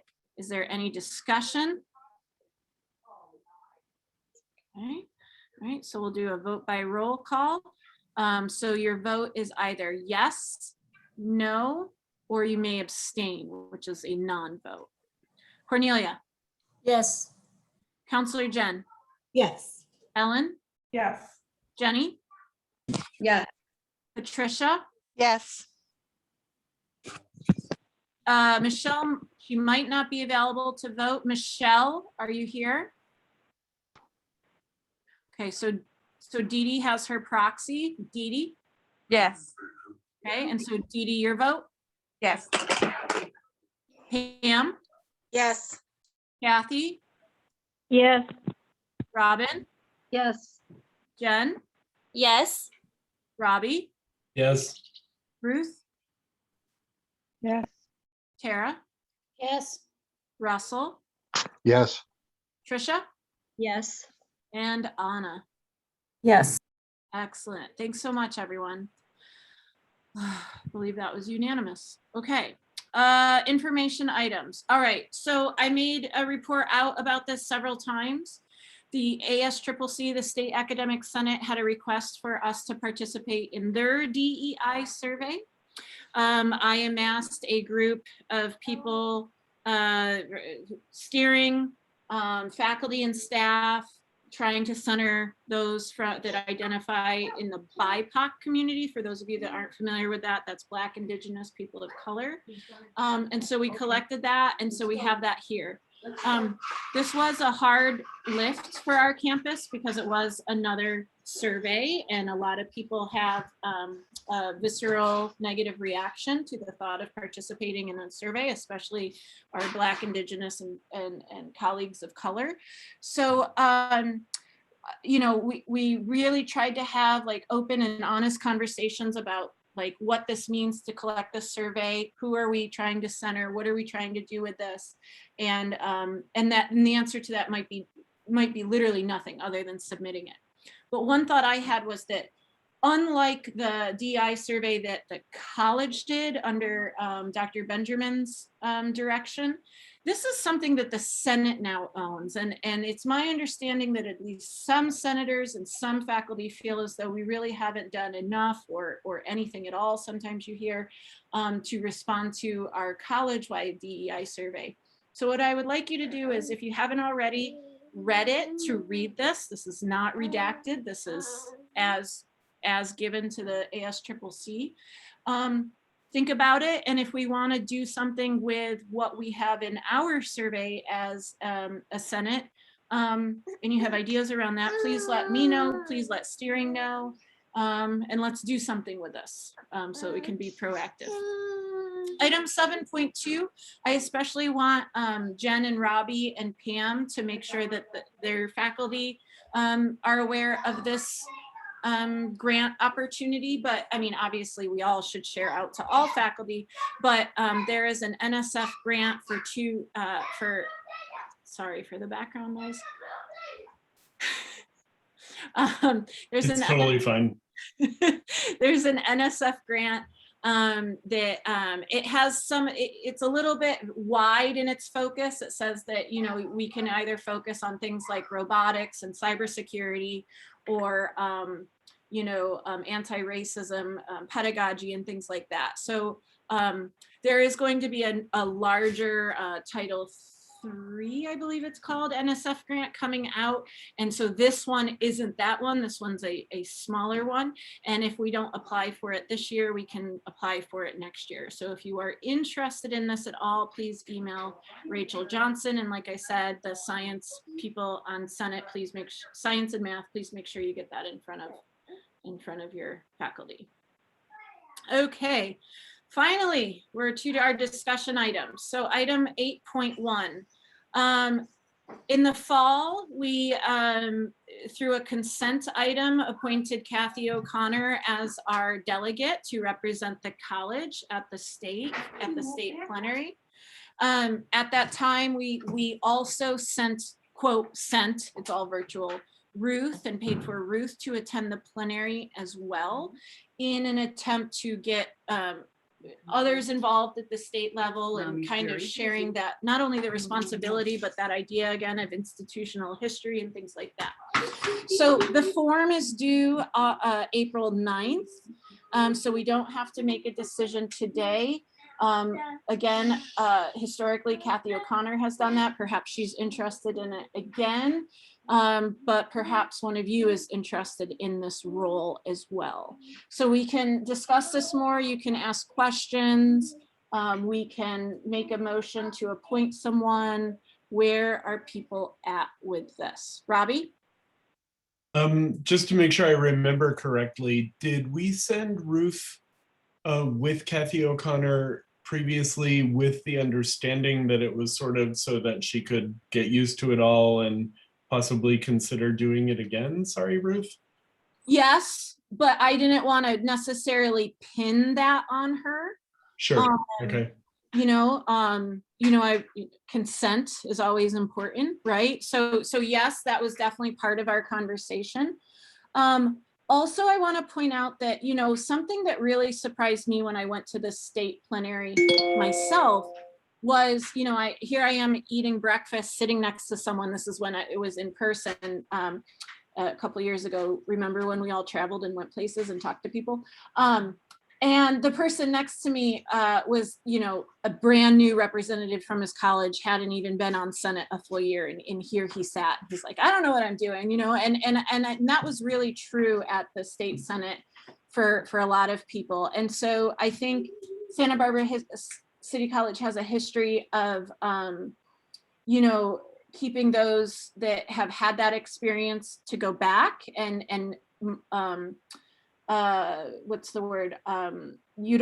using that experience to benefit the college. And now, we've had discussions about opening things up to new people. And so now, do we want to open it up to new people? Do new people want to step into this role? Perhaps not, but perhaps so. So let's have that conversation.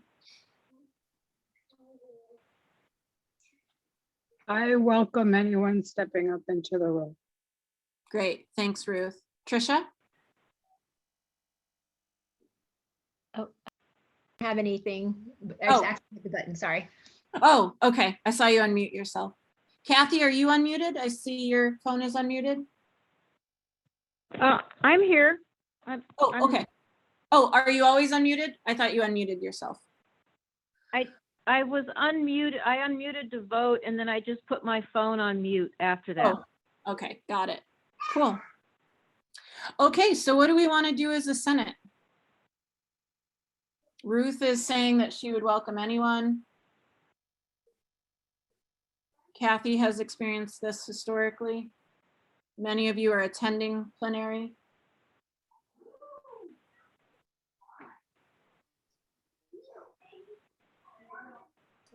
Ellen, did you? Go ahead, Kathy.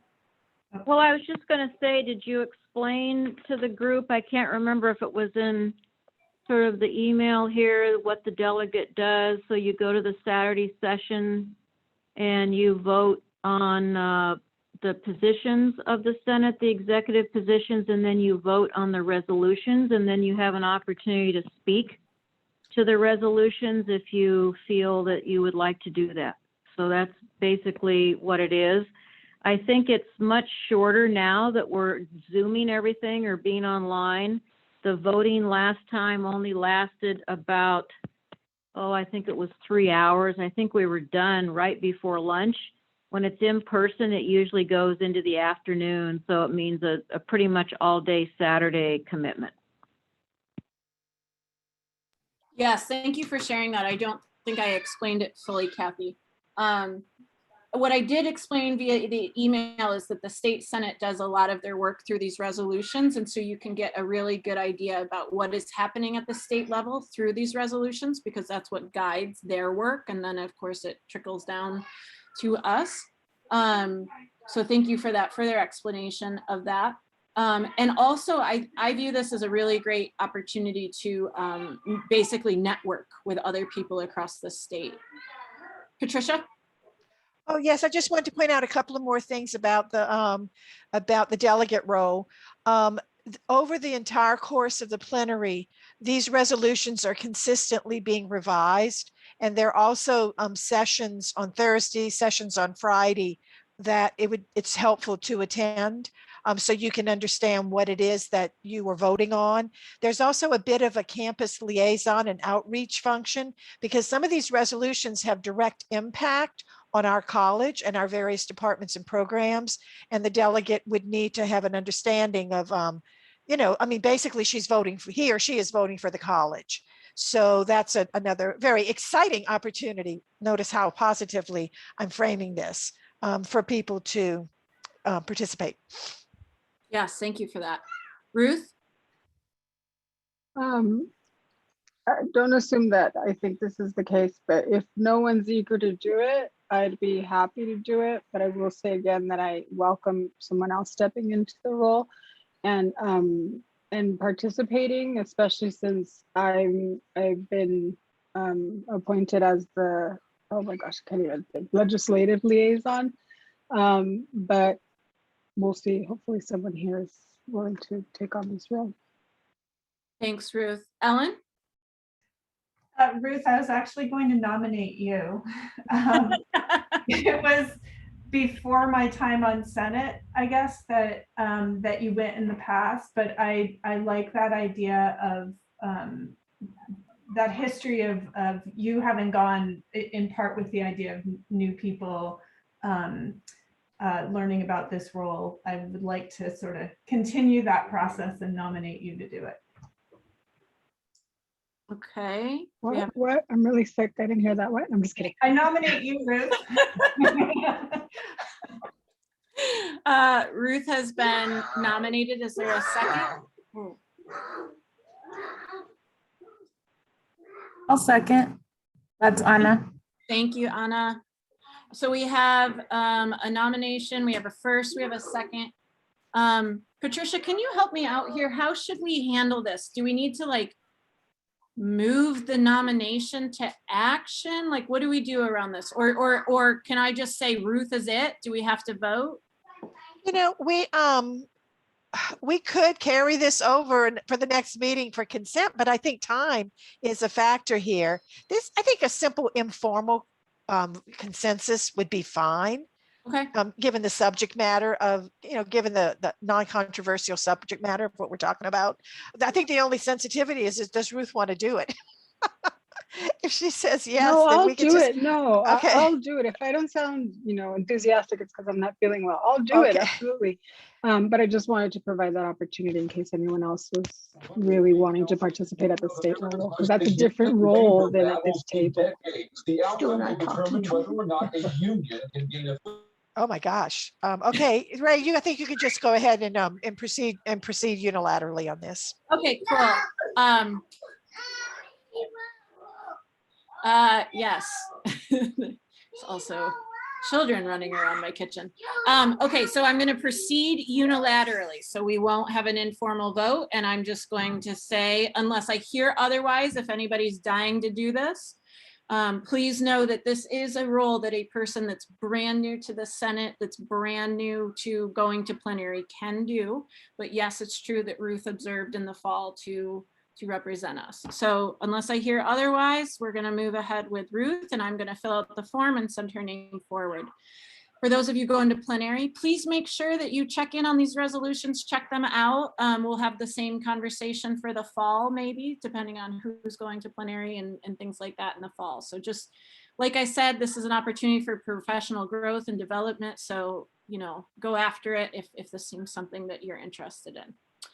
All right, so item 8.1 is settled. Item 8.3, board policies and administrative procedures, BP 3052 has come back. So this item has been here at the Senate before. I'm sure you remember it. It was an extremely memorable item. From the Senate, it went to BPAP. From BPAP, it got kicked around a whole lot. I think it then went back out to groups and then back to BPAP, ultimately to the board. The board did with it what they wanted. It, of course, is a board policy, and it has come back to BPAP. So BPAP is in a really good place with this. And as such, this item was shared out with the understanding that groups would provide comment on the term shall for reporting requirements only. Page 3, second paragraph. So please allow me to pull that up for you. So page 3, second paragraph. So we're talking about the red shall and the information around it. An employee who becomes aware of an alleged violation of the prohibited conduct described in this policy shall report the alleged allegation to the designated Title IX officer, the Vice President of Human Resources, the Executive Vice President for Educational Programs, or the Superintendent President. Okay, so let me explain what this means. We have this policy now that has prohibited acts between employees and students. Essentially, that's sex, drugs, and rock and roll. Okay, if you are an employee of this college, you may not engage in sex, drugs, and rock and roll with a student. If you want to take a more appropriate dive into what this means, the BP is here, okay? And it will be on other agendas at the board level and BPAP and places like that.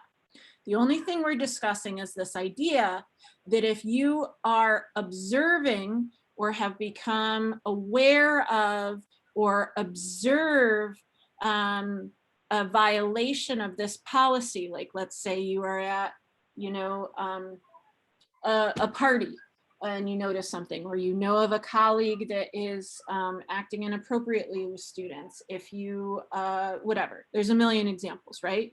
So if you are aware, you shall, meaning you must report that violation to one of the people listed here.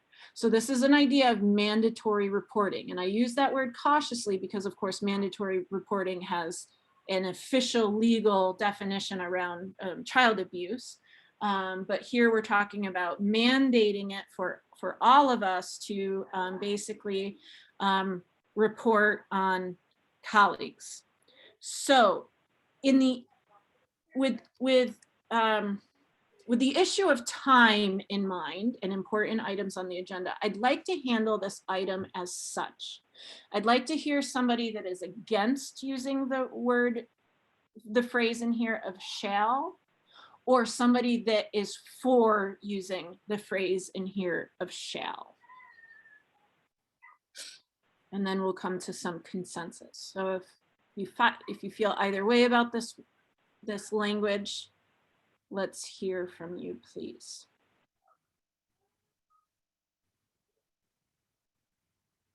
Robbie. The feedback I've gotten from my division has been about 50-50 overall on this. And I think when I first heard the word shall, I resisted because do I have to report something that I don't know whether or not it's a problem? But I think the benefits of this outweigh the detriments, and I'm for the use of the word shall. And, if something happens that I can't tell whether or not it's a problem and I don't report it, then you could say I was not aware, as in the first line of the paragraph. So I think it's really hard to imagine someone getting into trouble someone who's not violating the rest of the BP getting into trouble because they did or did not report a certain thing. So I'm going to say I'm for it. Okay, so we are hearing from one person that is for the use of shall. I'd like to hear from somebody that is against the use of shall. Is that you, Jen Betancourt? Or Well, maybe because, yeah, I don't know if I'm for or against it. So I agree that somebody should be reporting this, but again, I just used should. So if the goal is to say you must do that, then I think the word just needs to be must, because I don't know that, I feel like shall is going to kind of present loopholes. So I guess maybe it's just me, because when I see shall, it's like, that's a strong suggestion. So what is the goal here? A strong suggestion, or you better do it? Because if it's a you better do it, then I would just change it to must. so shall is actually a legalese term, a policy term. So I would argue that it is actually clear if we kept it as shall. Okay. And it literally means that that this thing is expected to happen in the future. Okay, then I'm for it. Okay, thanks, Jen. Robin? You're against, right? No, sorry, I'm not. Okay, you guys are totally not following my rules. I know. Like, at all. The only thing that I wanted to stipulate is I'm for it, because I understand that that would be the start of inquiry and investigation, and that a full case would be presented and due process would be involved. So I don't feel like it's a problem for me to be required basically to report it. Okay, so even though I said don't do this, I've heard from 3 people that are for shalls. So Patricia, you better be against shall, right? Oh, yes, you know I am. Okay, good. All right, so shall was in the original language. We changed it to, or encouraged to, I think that was the language we changed it. The board changed it back to shall. I will speak for my division, but it's also a position that I agree with. And that is, we do not support mandatory reporting on this. And the reason is because throughout this policy, and it's a policy that Ray, Robbie, and myself have been working on since October. So we tend to know it fairly intimately. I support the policy. I'm very glad we have it, but I think it has to be said that there's a lot in this policy where one form of behavior can either be completely innocent, pro-student and pro-college, or it can be predatory and harmful. And often there's a super fine line between what that looks like. My division and I have concerns about the Orwellian nature of this mandatory reporting, colleague to colleague.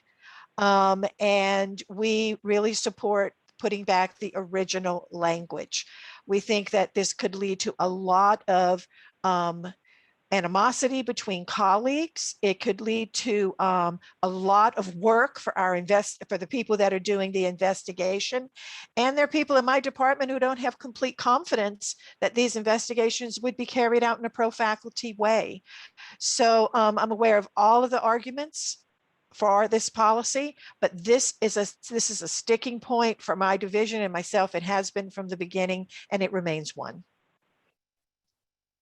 Okay, thank you, Patricia. All right, so we've heard 3 fors, 1 against, and we've heard the conversation around that. Is there anything that we haven't heard yet that will allow the Senate to make an informed recommendation to their BPAP reps to go back to BPAP? Tricia. Just had a question of, and I'm sorry if it was addressed, but the consequences for the shall or must. So if I see a colleague having an inappropriate relationship, or I suspect, I'm not sure, and I don't report it, what is that potential consequences for me? So I would argue that if there were, it would be spelled out. You'll notice that it's not spelled out in the policy anywhere, that there are consequences associated with that. I suppose it would depend on the severity. So for instance, if you were aware of a faculty member doing drugs and having sex with a student because you were there, and didn't report it, I would suspect that you may, I don't know, that will come out in the investigation. But I do think it's important that the policy is giving direction, which is why I was in favor of leaving it as shall. But that's why there was so much discussion around this as well, because like Patricia said, people felt really uncomfortable about that. But I mean, it's possible that there can be some, I don't know, admonishment or something for you not doing it, but I don't think so. Like, it's not there, right? Ray, as a BPAP member, can I raise a point of information here? Sure. Okay, I just, to add on to what you said, whenever these questions have come up before, remember, this is a board policy. It's meant to be very broad. And there've been a lot of questions like Tricia, what if, because it's something brand new. The way that we've responded to that in the past is that the next step is an administrative procedure, which would attempt to answer a lot of these questions. So I think the reason Ray is struggling a little bit to answer it is we don't honestly know yet. That would be another discussion that we would have as we develop the way that this is actually carried out procedurally by the college. And I just let Patricia speak as a member of BPAP because she is literally in that role as past president. So she is literally serving that role here at Senate. Jenny Baxton. To that point, I guess that would just be a concern. You know, not everyone's familiar with board policies, and then they find themselves in this situation. They don't even know this exists. And then, you know, is there any chance of something punitive happening to them because they didn't report, but they didn't know that this even exists and that they shall report it? So that's another concern. Yeah, I totally get that, right? And that's where a lot of people are at. And that's why we are at this, like, I don't want to call it an impasse because it's not like we can't get beyond this, but I'm so surprised that we're going there because it's like somebody literally did drugs and had sex with a student and he got his job back. So like, I'm just always so impressed that like, we're worried that like, we're going to get in trouble for like not saying something when like, it's so hard to hold people accountable on this campus. I guess that's not a good, like, that's not me being very policy minded. I'm just always surprised that that's where the conversation goes when we have these conversations. Well, can I follow up by saying, I Sure. guess I would want more of the action and focus to be on the person who perpetrated this and less so on someone who was in the vicinity and either didn't know about this or was afraid to come up and say something. Totally. And I think if you look on the person who, you know, was flagrant. Yeah, totally, right? So if you look at the policy, it's 3 pages long and the only time it talks about a bystander is in this one line. Right? But like, who are we as bystanders, right? Like if we observe discrimination or racism, are we supposed to say something or do you not, right? If you know a student is if a colleague is interacting inappropriately with a student, like, do you say something or do you not, right? Like this entire, like I said, this entire policy is full of paragraph after paragraph of like delineating what the employee can and can't do. And there's this one line with this one word saying that that if you see this, you need to report it, right? So I just want us to think about that. I do think that this is centering the behavior of the employee to hold them accountable because we didn't have that before. And so here we are. And so the question is, do we want to then hold somebody else accountable or not, depending on how that portion of the due process goes of reporting it. Ellen and then Tricia. I was actually going to say something really similar to what you just said, Ray. I do think that 2 things.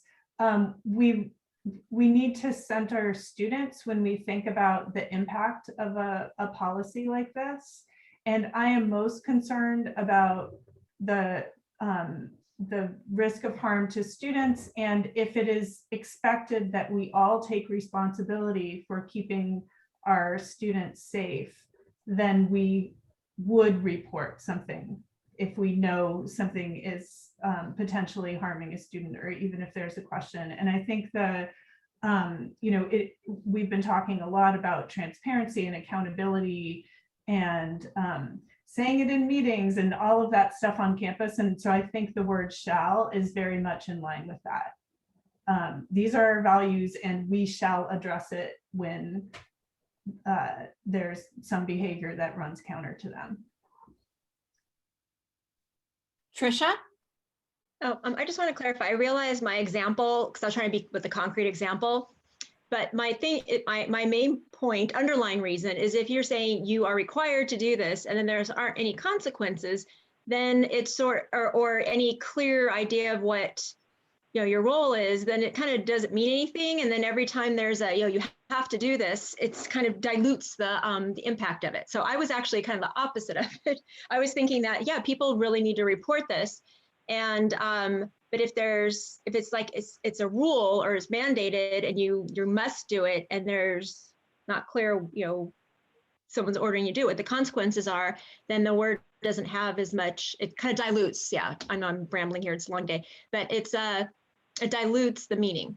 So I don't know, it's just, I think what Ellen just said though too is like the shall report it, but it kind of seems to be in there that, we should maybe put something in about, we would hope that everyone would, that it's, we to protect students, or something in there that makes it more like you're doing it not because the campus is ordering you to do it, but it's just we have a shared responsibility to protect our students.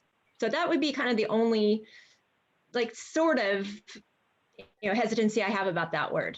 Yeah, I hear you, Trisha. And I think that's where, Patricia and others on BPAP were, where when we were disagreeing with this, because, Patricia, I don't mean to speak for you, but I understood her as saying we want a path to encourage this. So let's leave this sentence in, but let's just change it in this way. I get what you're saying, Trisha. One thing I'm thinking of is policy. Sometimes policy follows social trends, and other times you need policy to make a social trend. And so in this case, I'm thinking let's put it in there as shall, that's my prerogative, but you guys are the ones that will vote. Put it in there as shall, so that we have this clear language saying that it is your responsibility to report this. Unfortunately, policy doesn't lend itself very well to more flowery ideas like how you and Ellen are talking about it, how it's this big idea of our mission or what we want to do overall. But I think putting it there as shall sends a clear statement to the campus that, like Ellen said, this is your responsibility. So with that in mind, Tara raised her hand, and I would like to wrap this up. Go ahead, Tara. Yeah, I just want to add one bit here to this conversation. I think Ellen is touching upon it as well. And that is, without that paragraph, it's not even a paragraph, right? It's a sentence. Then the onus seems to be entirely upon the student to know how to navigate the system and to go through the process.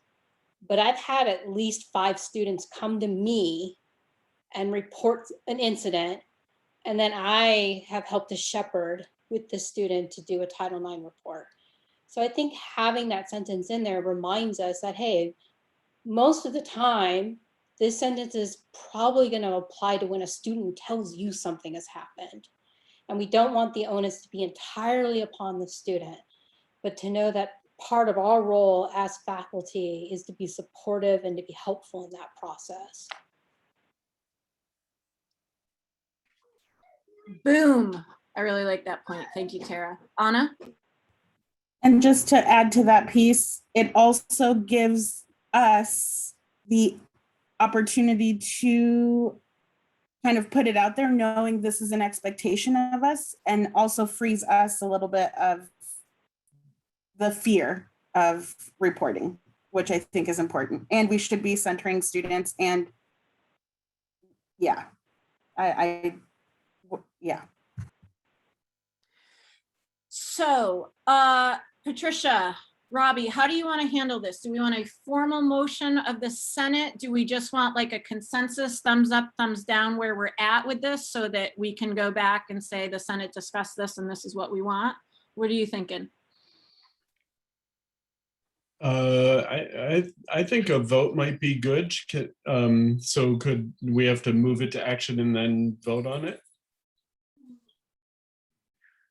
Yes.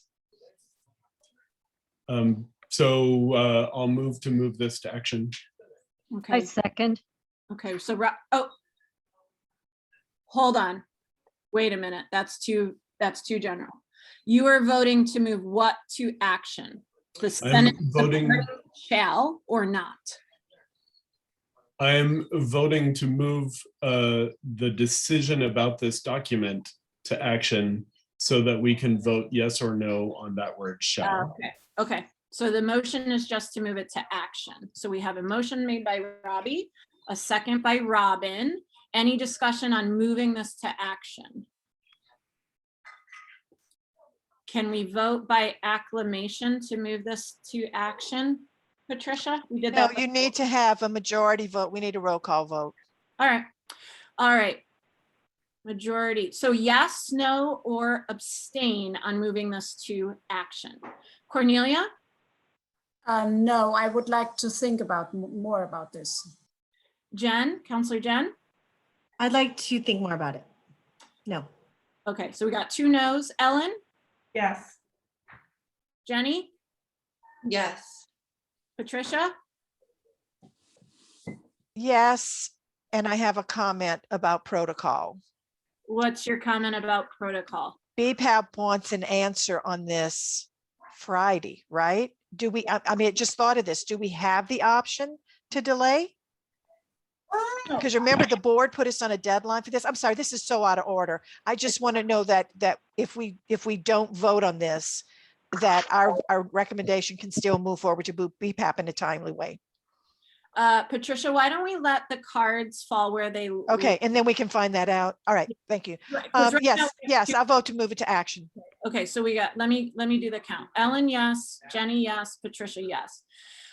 Is Michelle back with us?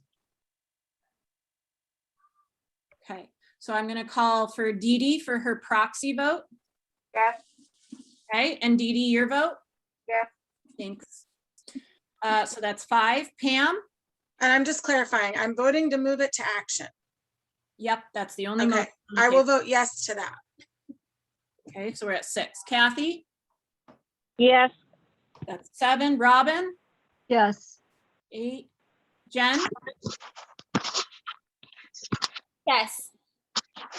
Robbie? Yes. That's 10. Ruth? Yes. Tara? Yes. Russell? Yes. Trisha? Yes. And Anna? Yes. Okay, this item has now been moved to action. So now that it's in action, we should make, well, Patricia, what I was about to say was we should make a motion to support the use of shall or not, and then we can discuss that motion, right? Why don't we just have it be that the motion should reflect that we support the current language in the BP in terms of that paragraph? I mean, it's a wording question. It's just a wording thing. Yep, okay. So the most important person hearing that, other than the senators and our liaison, is Chris. So Chris, I'll just repeat for you, and this is just for the recording. You can get this later. That the motion, should we make one, will be to support the current language. Did I get that right, Patricia? Yeah. Okay, all right, so can we get a motion? I have a question about that. Can we just be explicit that the current language we're talking about is the word shall? Yes. Okay, Yep. then I move that we approve the use of the current language, comma, the word shall, and I'm not sure how that should be worded. It's fine. That's perfect. Okay. I I'll second. second. Go ahead. Oh, all right. We got 3 seconds. That's awesome. So, Robin, you did it last time. We'll go with Jen. Sounds good. All right, cool. So Jen Betancourt seconds. Okay, so now we can discuss. Any more discussion? We have a motion on the table to approve use of shall. Well, this is Jennifer. I can talk about the motion. No, you can, yeah, and the motion is to include shall. So if you have a question or a comment about that use, now's your chance. Okay. I think for me, I am torn between shall and the previous is encouraged to. So, but I just wanted to find out at what point is encouraged to change, was it changed? I'm not hearing that discussion today. I just was curious at what point in the process was encouraged to change to shall. And I thought I heard someone say that it was changed back and then it was changed again, but yes, might have been okay, Patricia, but I can't remember. So this is a BP, so this is a board policy. And I would argue that it's pretty rare or pretty unique that we even had an opportunity to contribute to it. Because the fact of the matter is the board owns this and they can do with it whatever they want. So it came out to groups and it was at BPAP. So your campus community, let's say CSEA, ALA, that's the manager group, and your faculty reps, Robbie, Patricia, and I, as a committee, landed on should be encouraged to. So it was originally shall, it got changed to that at the BPAP level, and then it went to the board. And the board changed it back to shall. So it came back to us for other revisions and discussions, and BPAP got stuck on this. BPAP was good about everything that the board changed except this, because we were the ones that changed it. Okay. So now it's back out to us for this discussion and input. I mean, so let me say this. I don't know if this is true, but it might not matter what we do with this at all. Meaning if we don't support it and it goes back to the board and we change it, they might just change it back and then approve it as is.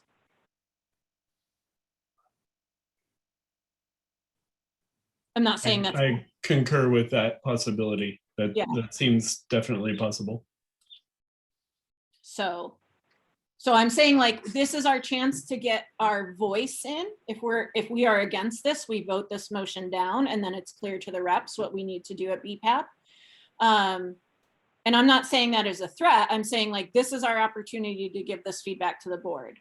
But even if we do give the feedback, and even if BPAP unanimously supports removing shall, the board still might put it back. And they are well within their purview to do so. Any other clarifying questions or comments so that we can get this out of the way and maybe move on to our last item?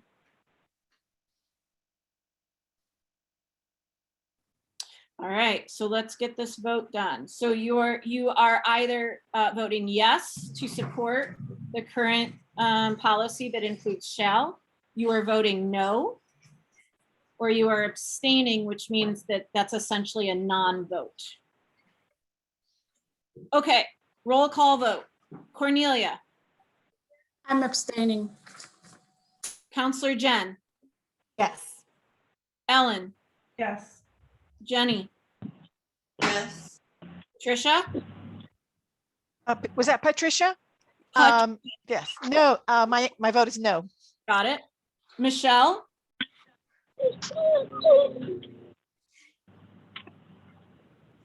Couldn't tell if that was, is that her or is that somebody else? That's somebody's dog. Okay, so Dee Dee, you'll get Michelle. Okay, so Devana's a no. Sorry. Whew. Devana's a yes. Okay, Yes. so Devana, what's your vote? Yeah. Okay, good. Pam, I'm abstaining. Got it. Kathy, No. Robin, Yes. Jen, Yes. Robbie, Yes. Ruth, Yes. Tara, Yes. Russell, No. Tricia, Abstain? got it, and Anna. Yes. Okay, I believe the yeses have it. But I will double check. We have 11 yeses. We have 11 yeses. Okay, that's what we needed. All right, so your BPAP reps will take this, going back to BPAP as Senate supporting the shall. Thank you very much for that. All right, so we don't have too much time left. Pamela offered to kick her enrollment conversation to another meeting. I will share out links to the board agenda or the board meeting again, and they also gave she and Paloma and somebody else I'm forgetting. Michael Medell. Michael Medell gave a presentation at the foundation, and that's recorded. So I'll send that out to Senate as well to do some of that background work, and we'll bring that back. And so now we have arrived at item 8.4. So I know Cornelia wanted to give a public comment on this item. If there's anybody else that would like to give public comment, please raise your virtual hand. Cornelia, go ahead. Hi, everyone. Thank you so much for giving me a few minutes to speak. I would like to share a few thoughts, for one, as a member of NTCC, as well as the president of the FA, and as well as myself.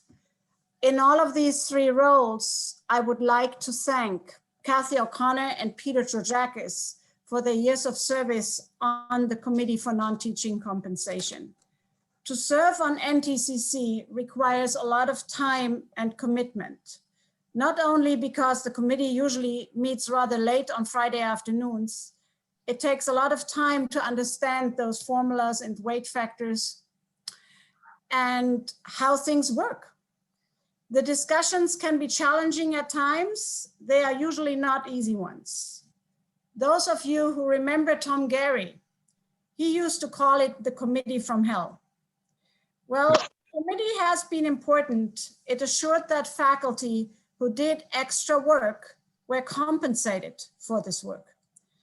Both Kathy and at some point also Peter were academic Senate appointees to NTCC.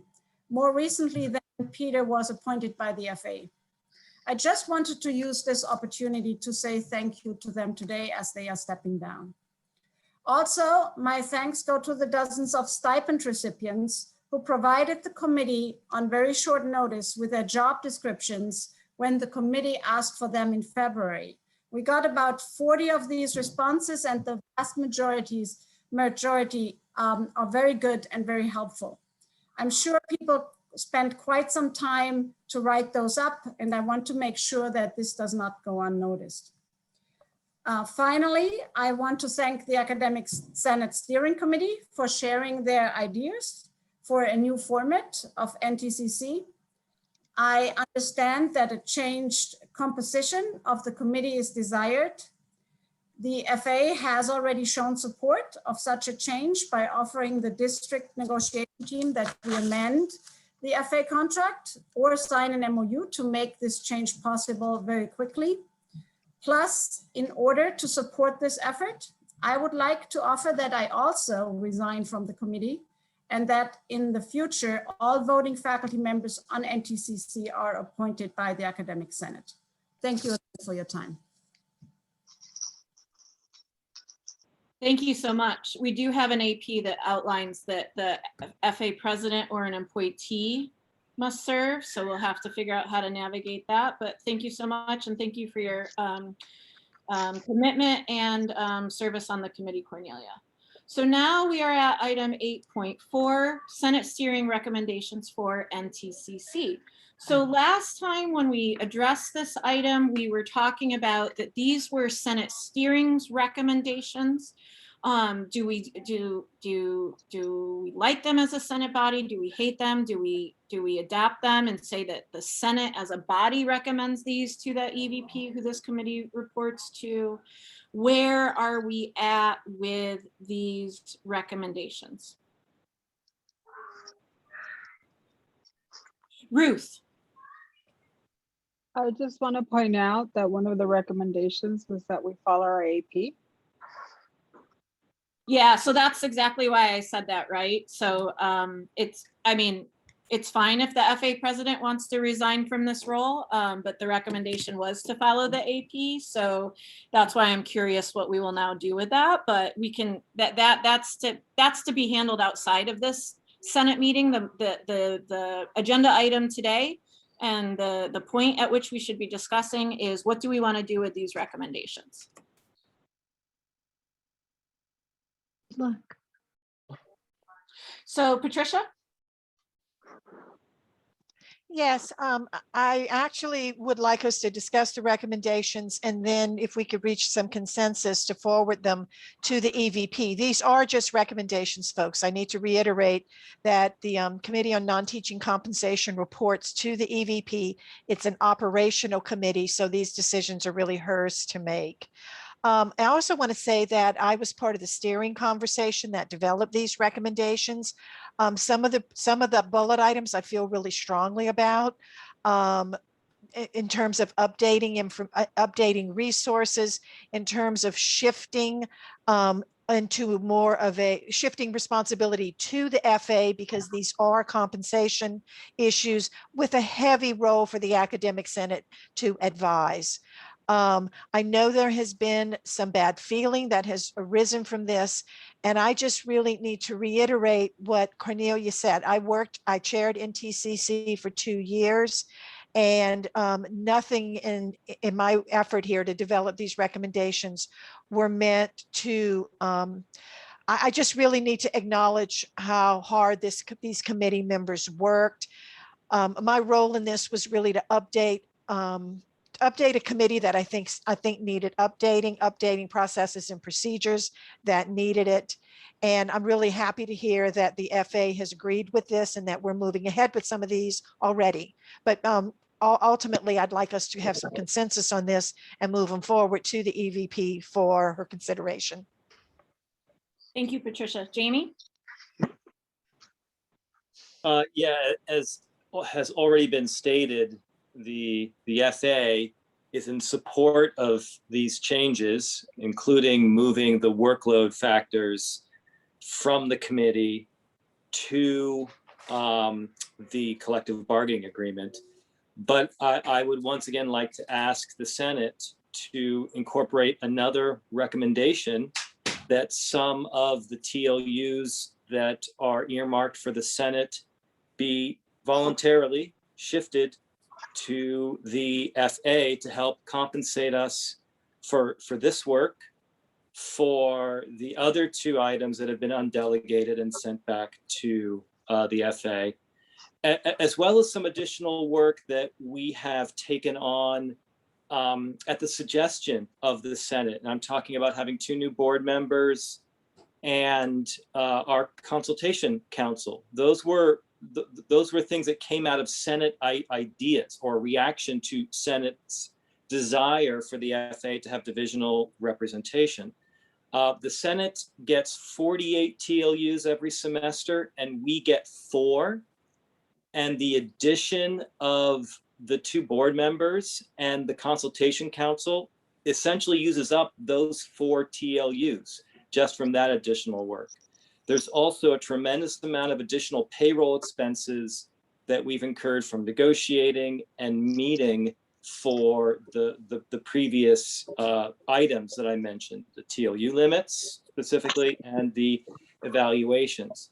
I know there has been, I'm trying to find the right word, but I'll use frustration with the fact that we still haven't finalized those 2 items. And some people use that as a reason why we should not have these TLUs transferred over. But I want people to keep in mind that these items were only formally undelegated and sent back to the FA in December of 2019. So we've had them for less than 2 years when the Senate was working on both of these items for years. The TLU limits I'm thinking of in particular, and was unable to come to an agreement and a conclusive vote on that matter. Once it comes to the FA and it goes to the negotiating table, we are only one of two parties involved. So it's out of our total control when these things eventually get decided. Our evaluation work group has just about finished its work. I think they have one more meeting, and then their next steps are to bring their results to FA board, and then a joint Senate steering FA board meeting, and then to go directly to negotiations from there.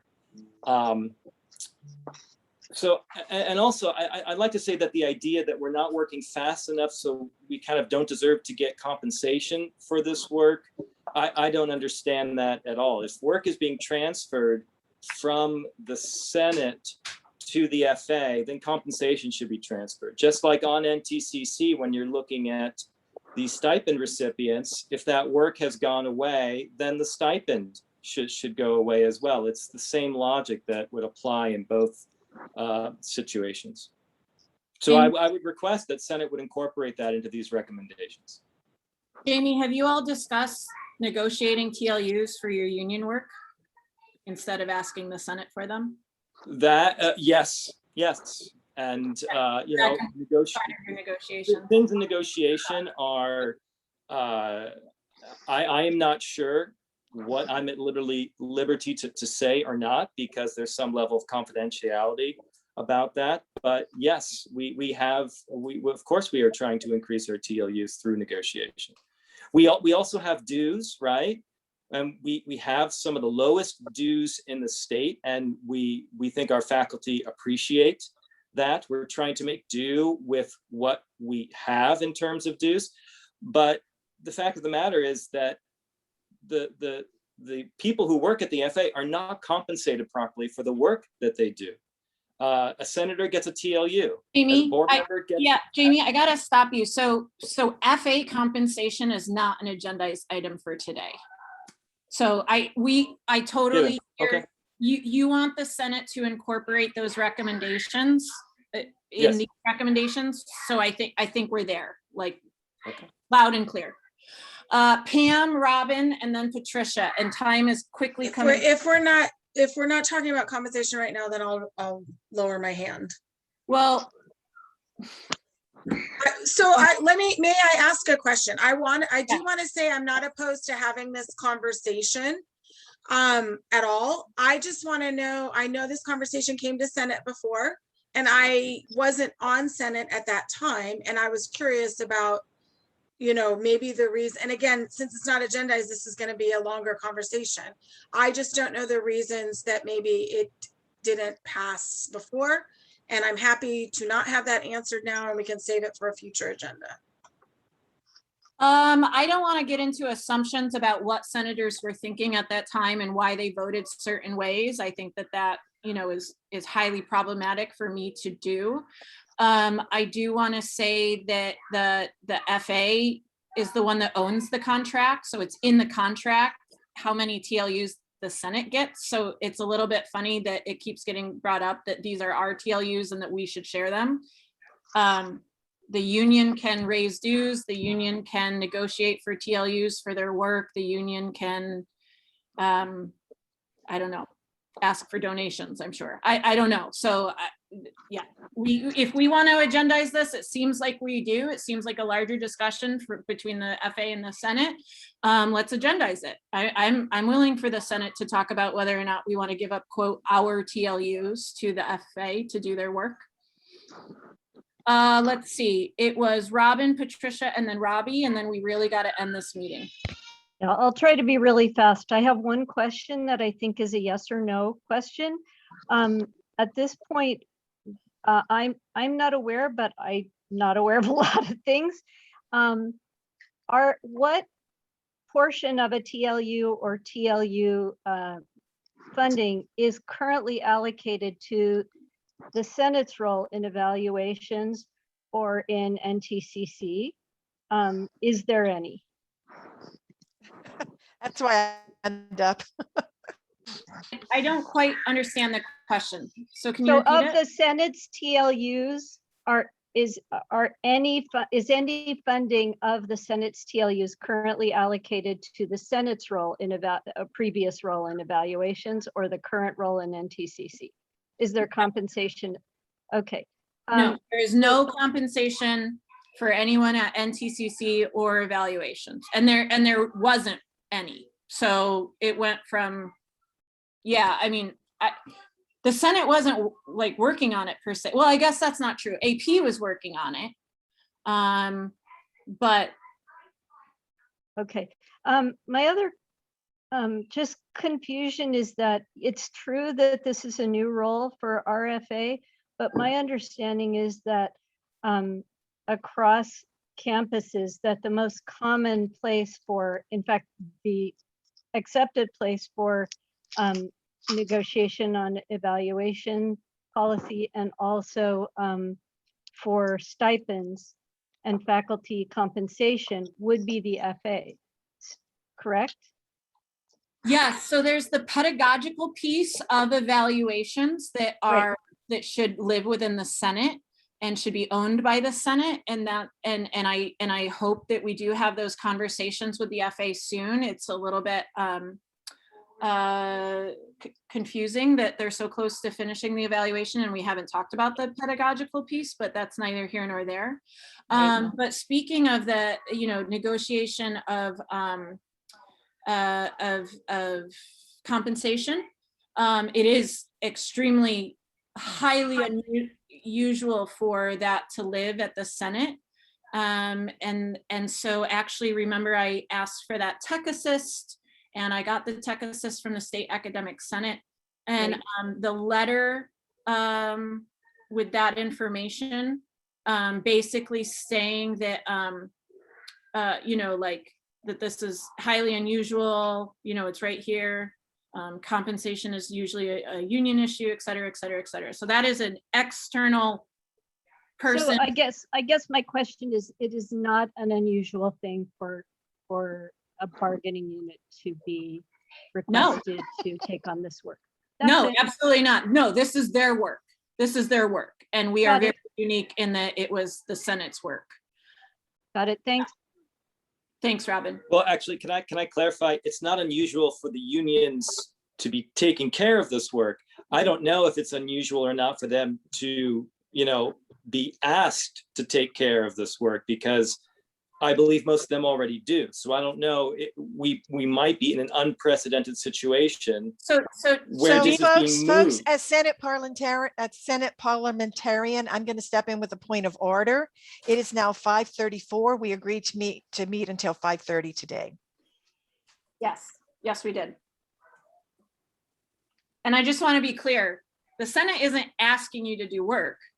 The Senate is saying, we're not going to do the negotiating anymore. If you want to do it, that's fine. If you don't do it. No, So agreed. we should, I mean, so agreed. we If you should have a undelegated, it's motion our as a point of responsibility to do it. order. We should have a motion to adjourn at this point unless we extend the meeting. Does somebody want to make a motion? Are you kidding? I move to adjourn. I move to adjourn. I second it. Okay, all in favor? Yes. Yes, aye. Yes. Yes. Yes. Yes. I'm sorry, who made the Yes. motion? I did. Thank you, Robin. I second it. Thanks, everyone. Have a good night. Bye.